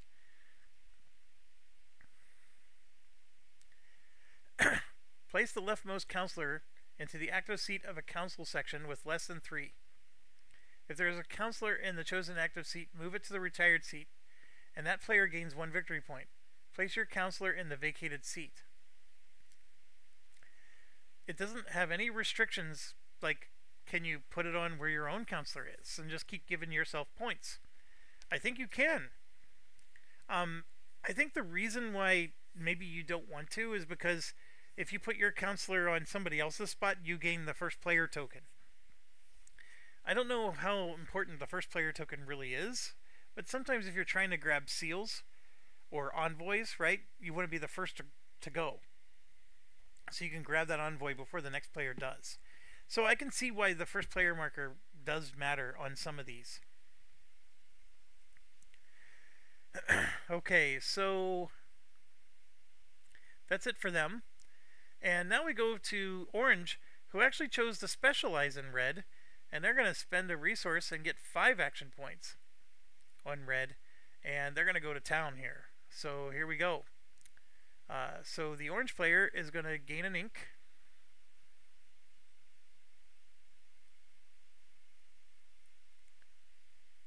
Then they're going to go to 2 and lose an ink. and then I'm going to give them that ink because they're going to 3. And then here they get the choice. They can take any one of these, or they can draw 3 from the pile and keep 1.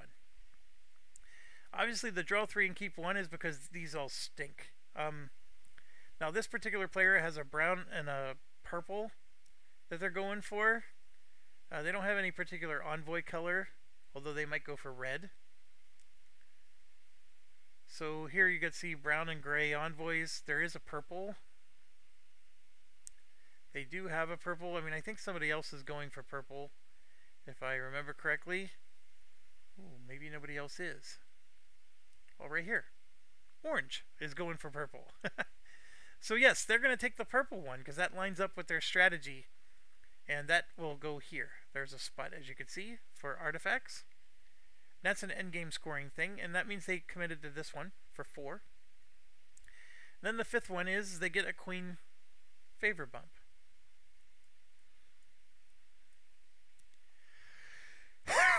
At the end of the year, by the way, everything resets, and those that are in the dungeon reset based on the number here. So the orange player, by getting this deep into the dungeon, is going to start the next year at spot number 2 instead of at spot 0. So they'll have a little bit of a head start the next time. And they get these bonuses in spot 1 and 2 automatically. So they made it to 5. That's good. And that's all 5 of their actions. They're done. And that brings us to the end. So now we move to the next round. And it is a brown round. Pink is going to go first. So obviously if they do brown, they only get 1 action. They could do gray or red, but they would have to spend a gray or red resource, which they don't have. They don't have any ink. So they're stuck doing brown. I think they will go ahead and at least flip this so they can get 3 actions instead of 1. And let's do this. So now with brown, for 1 action they can gain or remove an ink. And then for 3 actions they can remove all ink. That's only useful if there's like a lot of ink to remove. And then of course they can keep moving on this track here, which is something that pink does want to do, because pink wants to get 4 counselors on the board. So they have 3 actions. They really could stand to pick, gain, and lose an ink, right? Because all 3 of their resources are gone, and they need to get them back. So it's not horrible to do the brown actions. And part of me was thinking just spend 3 actions going bink, bink, bink over here, but that's not necessarily as helpful. So we are going to spend 2 actions to remove an ink and gain an ink. So he at least has 1. And then it leaves him with 1 action left, and he can still do a bink over here. And in doing so, he gains a popularity. And that popularity gets him an envoy. Does he have one already? He has a green one already. He would have liked another green one, but as you can see, there isn't another green one to be had.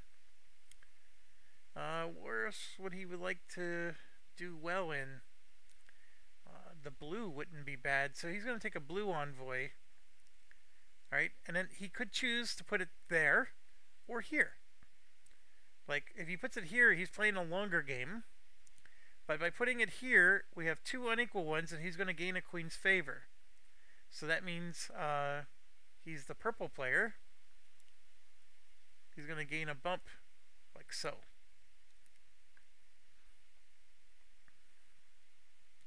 Alright, now remember, we've been skipping that there's a lot of free actions you get to do. One of the free actions is placing envoys, and we're going to do that right now. So, we have a green here where we can flip a book.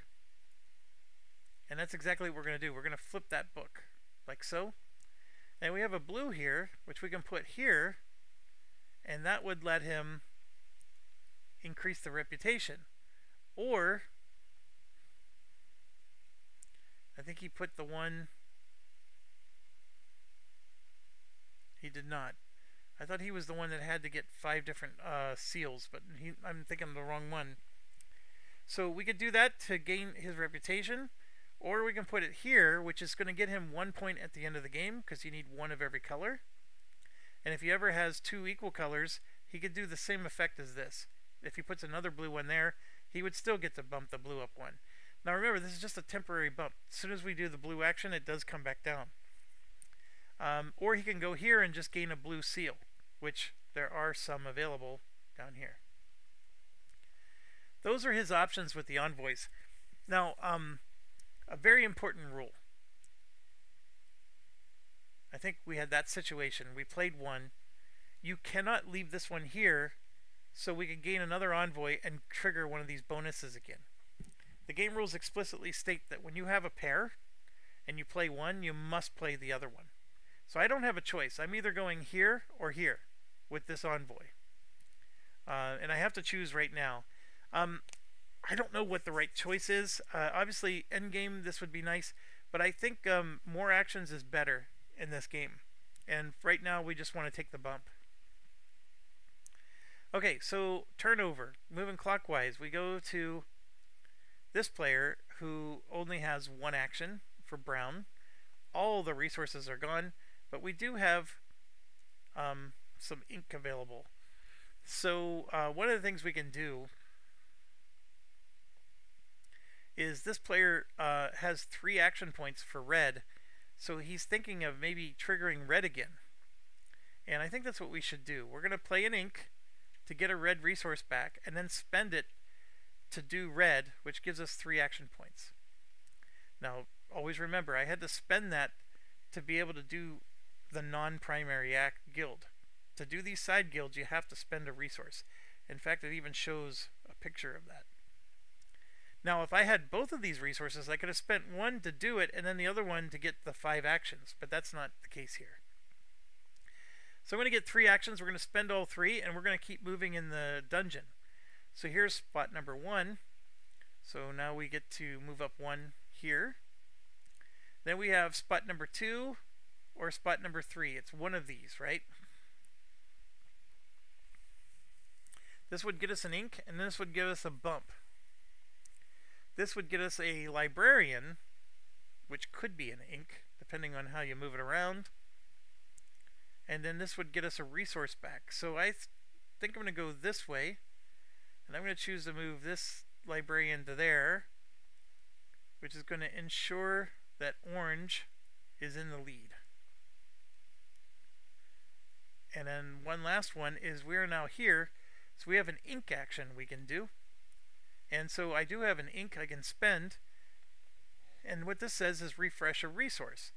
So you have to spend your ink on one of these spots. I want to refresh a red resource, so I'm going to put it between the green and the red. So that means I can refresh this one or this one. I'm going to go ahead and refresh that one. And that's what this scroll allows me to do. Now I could actually do it again if I had another ink, and then I can refresh the other red because I can put my ink on this one. And at the end of the year, this refreshes, or this clears out, in case I forget. So not a bad deal. We get to move 8 spots into the dungeon. I still am not better off because I'm only 2 deep. I'd have to get to here to go 3 deep, but I have a plan. I think I am going to pull it off because right now I'm in the lead, and for the 7th round, the player in the lead gets to decide which guild this points to. And if it's going to be the orange player, he's going to choose this guild, and that would give him another turn to go deeper into the dungeon, and he's absolutely going to take it. Alright, so let's keep going though. We're not out of the woods yet. We have the black player here, and we are facing brown, which is a single, but he'll go ahead and turn it into 3 actions. What does he want to do? He has some ink actions he'd like to do, so if he does that, that's 2 of his 3 actions. And then if he moves this, which he will, that'll be his 3rd, but see, that gives him, that only gets him to here. Maybe he doesn't want to do that. What would be his 3rd? You know what? He can just get another ink. If we're just doing this stuff, or he really does need to get the 4 counselors out, so maybe he doesn't care. So he'll move this up 1. It doesn't help him in the long game here, but it's getting him closer to getting the other counselors out. because he doesn't need that extra ink desperately. So yeah, we'll go ahead and do that. That's his 3 actions. He's done. Alright, now we go to the blue player. Again, only 1 action, but he can spend this to make it 3. He already has ink. So what does the blue player want to do? Does he really want 3 actions? We could just spend bing bing bing like this. That's not a horrible thing to do. Actually, it's one of the things we must do, because he's got to get at least 1. He has to spend at least 1 of his actions to get to here. Yeah. So 1 of his 3 actions we're going to spend. I'll figure out what to do with the other 2. The other 2 actions is... Actually, I know what the other 2 actions are. At the start of the round, he could have cleared this or done this. He's going to go ahead and do that. That's one of his free actions at the start. So that's going to give him 3 popularity. 1, 2, 3. And he has a purple one. He's going to grab another purple one. They're both equal. So he gets to refresh a purple resource. That's perfect for him. Okay, yeah, this is working out great. So then his other 2 actions is he's going to remove an ink and refresh an ink. Now, bear with me, because now he's got to place one of these. Which one will it be? Well, he's got this one already done. And you can see he's already up 1 rank. He has none of the bonuses along the top. This is going to be tough. So he's got to pair this with something. Like, he could do this and say, okay, I want to get 2 brown and 2 blue, but I think that's a tall order. Although, he's trying to master purple here. So, you know, depending on the colors, like, there's 2 browns out here, so he could theoretically do it. And I'll tell you what, nobody else would be able to if he did. You know what? He's going to do it, and then he's going to put the 4-pointer on because he doesn't think anybody else is going to even remotely be able to do what he's doing. Alright, so 1, 2, 3, 4. And now we get to do the free actions. So this is the part that's interesting. I don't have any of this unlocked, but I do have this unlocked. So I'm going to go down here to flip that book. So now I get an extra +1 action on purple. I have to spend this one as well, though, and so it's just going to go there because I have nothing else that I can do. And then the last thing I'm going to do is I'm going to spend this ink. I was going to maybe do this. Let me check real quick. See, there's no more purples over here. So I don't know if I necessarily... I mean, you don't want to be one-track minded. These other guilds matter because you spend so many actions doing these other guilds. I have so many resources that need to be redone, but I'm thinking I want to get more envoys. So I'm going to go ahead and do this. And as you know, that's going to give me 1, 2, 3 again. And then I get to grab one of these envoys. I'm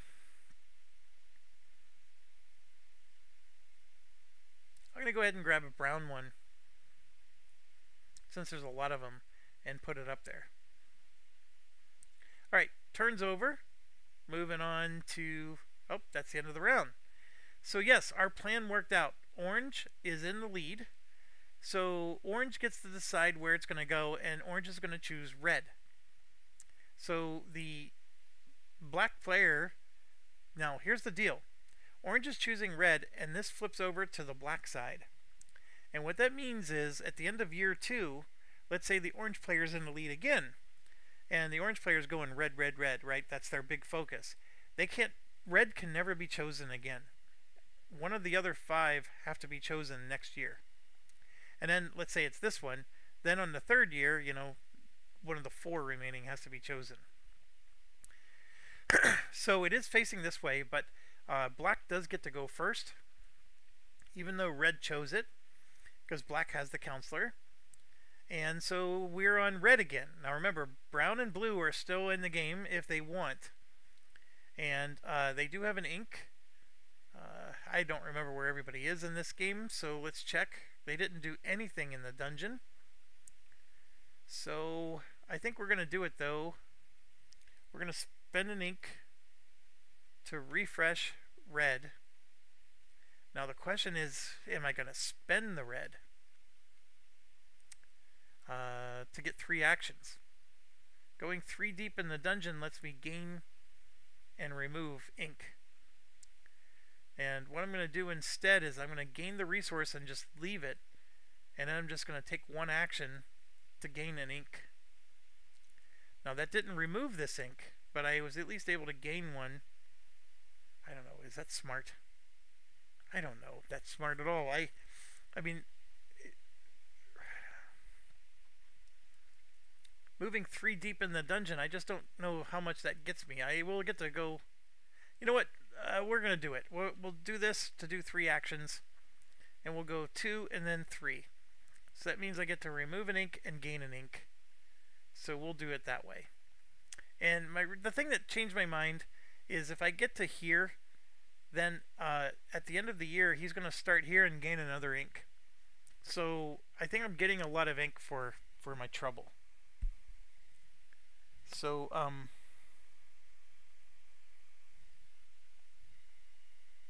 that looks good. Okay, clockwise, we're going to blue. Blue did go a little bit into the dungeon.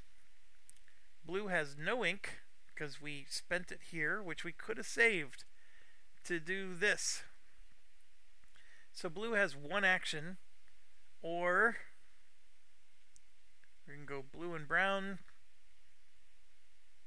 We do have a brown resource available, but I want to save this for this track. We're just going to do 1 action with blue, which is a good action, because blue's going to get one. Oh, by the way, this would have refreshed. So blue's going to choose one of these, or 3 from there. And again, we have to look at what we're doing here. We have brown and purple. There's a brown one here. There's red seal. They got blue seals going on. You know what? We're going to do the brown one.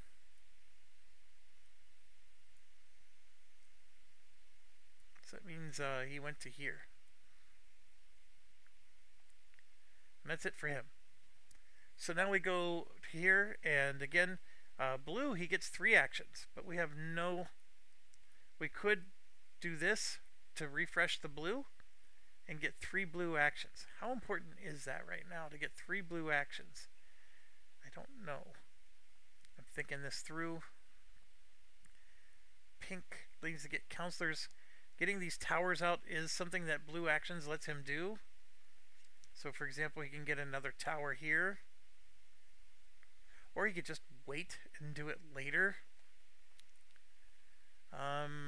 Pink is totally not invested in this race, so doing red is like pointless.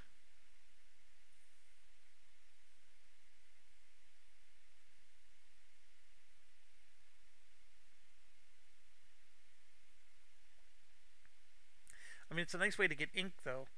I could spend this, do the flippity flip, take 3 actions, basically do like the other guy. I'm going to gain 2 ink, remove the ink, and then I'll gain a 3rd ink. And then that lets me have a whole bunch of ink here for doing things. Or I'm doing the blue action, which I have to spend a resource just to get the privilege to do. And look, I get a +1 red action here. You know what? I don't even need to spend any ink. I'm just going to do 2 red actions. So one is gain an ink, another... Oh yeah, I'm spending an ink, because otherwise remove ink doesn't do anything for me. What I'm going to do is I'm going to spend the ink to refresh the resource.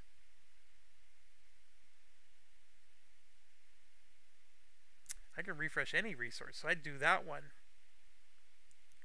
And then I get 2 actions, one from this and then one from that. Now I could have refreshed this one to make it 3 actions, and then this would be 4. Do I really want to go 4 deep? I would get an artifact. Do I want an artifact? I have blue and green. There's no blue and green anywhere here. Yeah, artifact doesn't really do much. I could draw 3 blindly, but that's a hit and miss. The big thing I want to do is I want to gain a resource without spending it. So let's do it that way. We're going to go 2 in. We're going to gain an ink and remove an ink, which just means I'm going to go bloop, just like that. So I basically refresh this back to where it was, and I have a resource refreshed. I'm okay with that. Then last but not least, the person who chose this, we're going to flip this over to make it worth 5. So we're going to get 5 more actions in the red dungeon. I don't have the ability to do anything else, so we're going to do exactly that. So here we go. So step 1, we're going to gain an artifact from here. Let's see, we already went for the purple. We have no envoys. We don't have any red. We have a brown. I don't think, yeah, that's not brown. I'm not so sure any of these are going to help me, but we'll go ahead and take, I mean, eventually we need to take envoys, and you can see there's 2 red ones. There's 1 blue. We'll take this one. Alright, so that was 1. Then we have 2, which is here. That moves us off the track, which scores us a point. That's actually big to be able to do that. 2. And then this is 3, which lets us move up 1 here. And oh, darn it, look at that. We get another one, which is another point. So 1, 2, 3. Then we have ink, or this guy, which is basically ink. Ink does not hurt us. If we do this guy, we can gain some popularity or move up on the navigation. How are we doing on navigation? We are...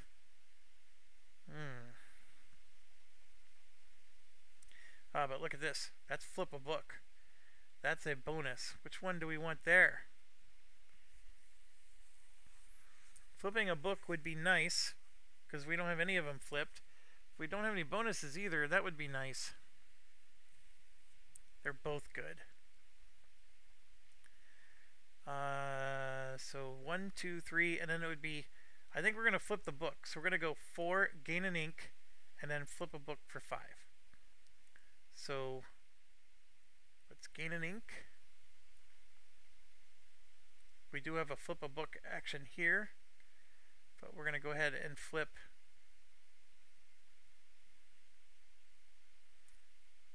We're going to flip this book. I mean, it would be nice to flip this one, don't get me wrong, but I'm thinking ahead, like if I have more actions under this one, that lets me do more flippity flips elsewhere. This also lets me do more flippity flips. Like sometimes, you know, going one track mind is not always going to help you, but you know what, we're going to flip that one.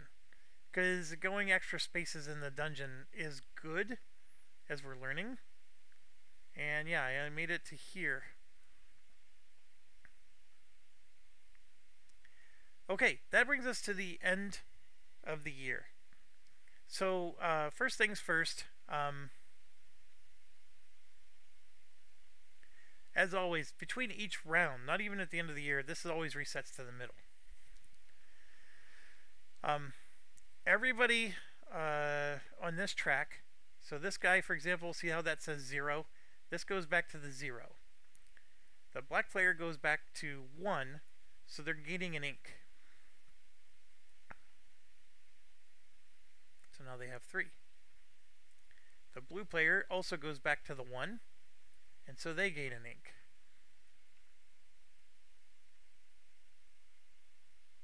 That is not the blue player. They really needed an ink. Okay, and then the orange player who went nuts on this goes back to the 3 spot.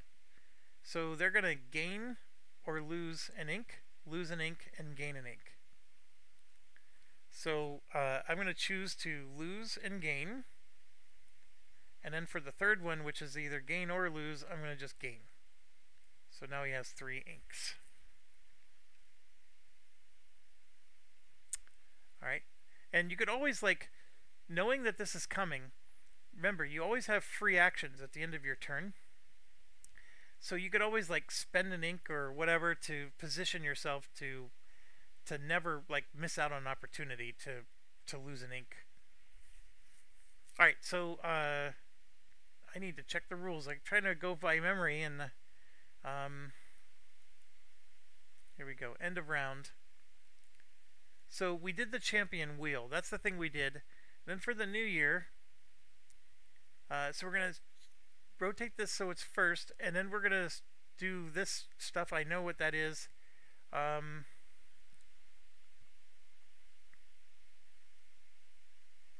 Reset the Adventurers Guild area. Yeah. This also gets reset. So the player that was in the lead is first. So they go on the bottom, and then everything else just preserves the order. Obviously, if blue moves forward first, they become first, so it doesn't matter. But right now, the orange player is considered to be first. Alright, so everything's reset. The only other thing is there's these shenanigans now. And which player does it start with? It starts with whoever was furthest right on the ambition track, which is why we preserve the order here. So that would be pink, then black, then blue. Starting with the pink player, they get to swap 2 of these and lock 1 down. And there is a lockdown token, which I don't see in this game. Or maybe it's here and I just wasn't paying attention. So, so for example, the pink player may not like the fact that the gray guild is first. They may instead want the green guild to go first. And so that's exactly what they're going to do. They're going to swap gray and green, and then they get to lock 1.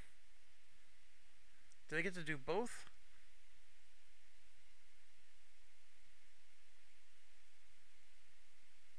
One or both, yeah. And then what they're going to do is they're going to take, I'm just going to use this, and they're going to lock the green one, so that can no longer be swapped. So now, if you're looking at the turn order here, black is next. Orange gets skipped, by the way. Orange got to choose this, so orange doesn't get to choose anymore. They don't get to do the flippity flops. So now the black player gets to decide, okay, who does what and when. And I'm sure there's a lot more thought that goes into this than I'm capable of understanding. Right now, like, it's almost like, okay, I want the green to go first because I'm, you know, this guy wants the city to go early. So, you know, he could say, hey, I'm going to flop these 2. And then I want, you know, to lock that down. So then we get to this guy up here who actually wants purple to happen. His purple got moved to the 3rd spot. So then it becomes a blue-brown situation. You know, do we really want brown to be the last thing that we do? And to be honest, the answer is yeah. Now he could swap this one. And sure, he's going to do it to mess with orange. So he's going to swap red, so it's the very last one that gets to go with brown. And he doesn't care about locking because he's the last one to go, so there's nothing to lock for. So then we remove the locks, and that's the end of the round. So now we would start round 2. It always faces up, so green will be the first guild, and that, of course, this counselor determines who the first player, and then we're going to do 2 more years of this. So I'm going to end it here after 1 year. Thanks for watching. Stay awesome.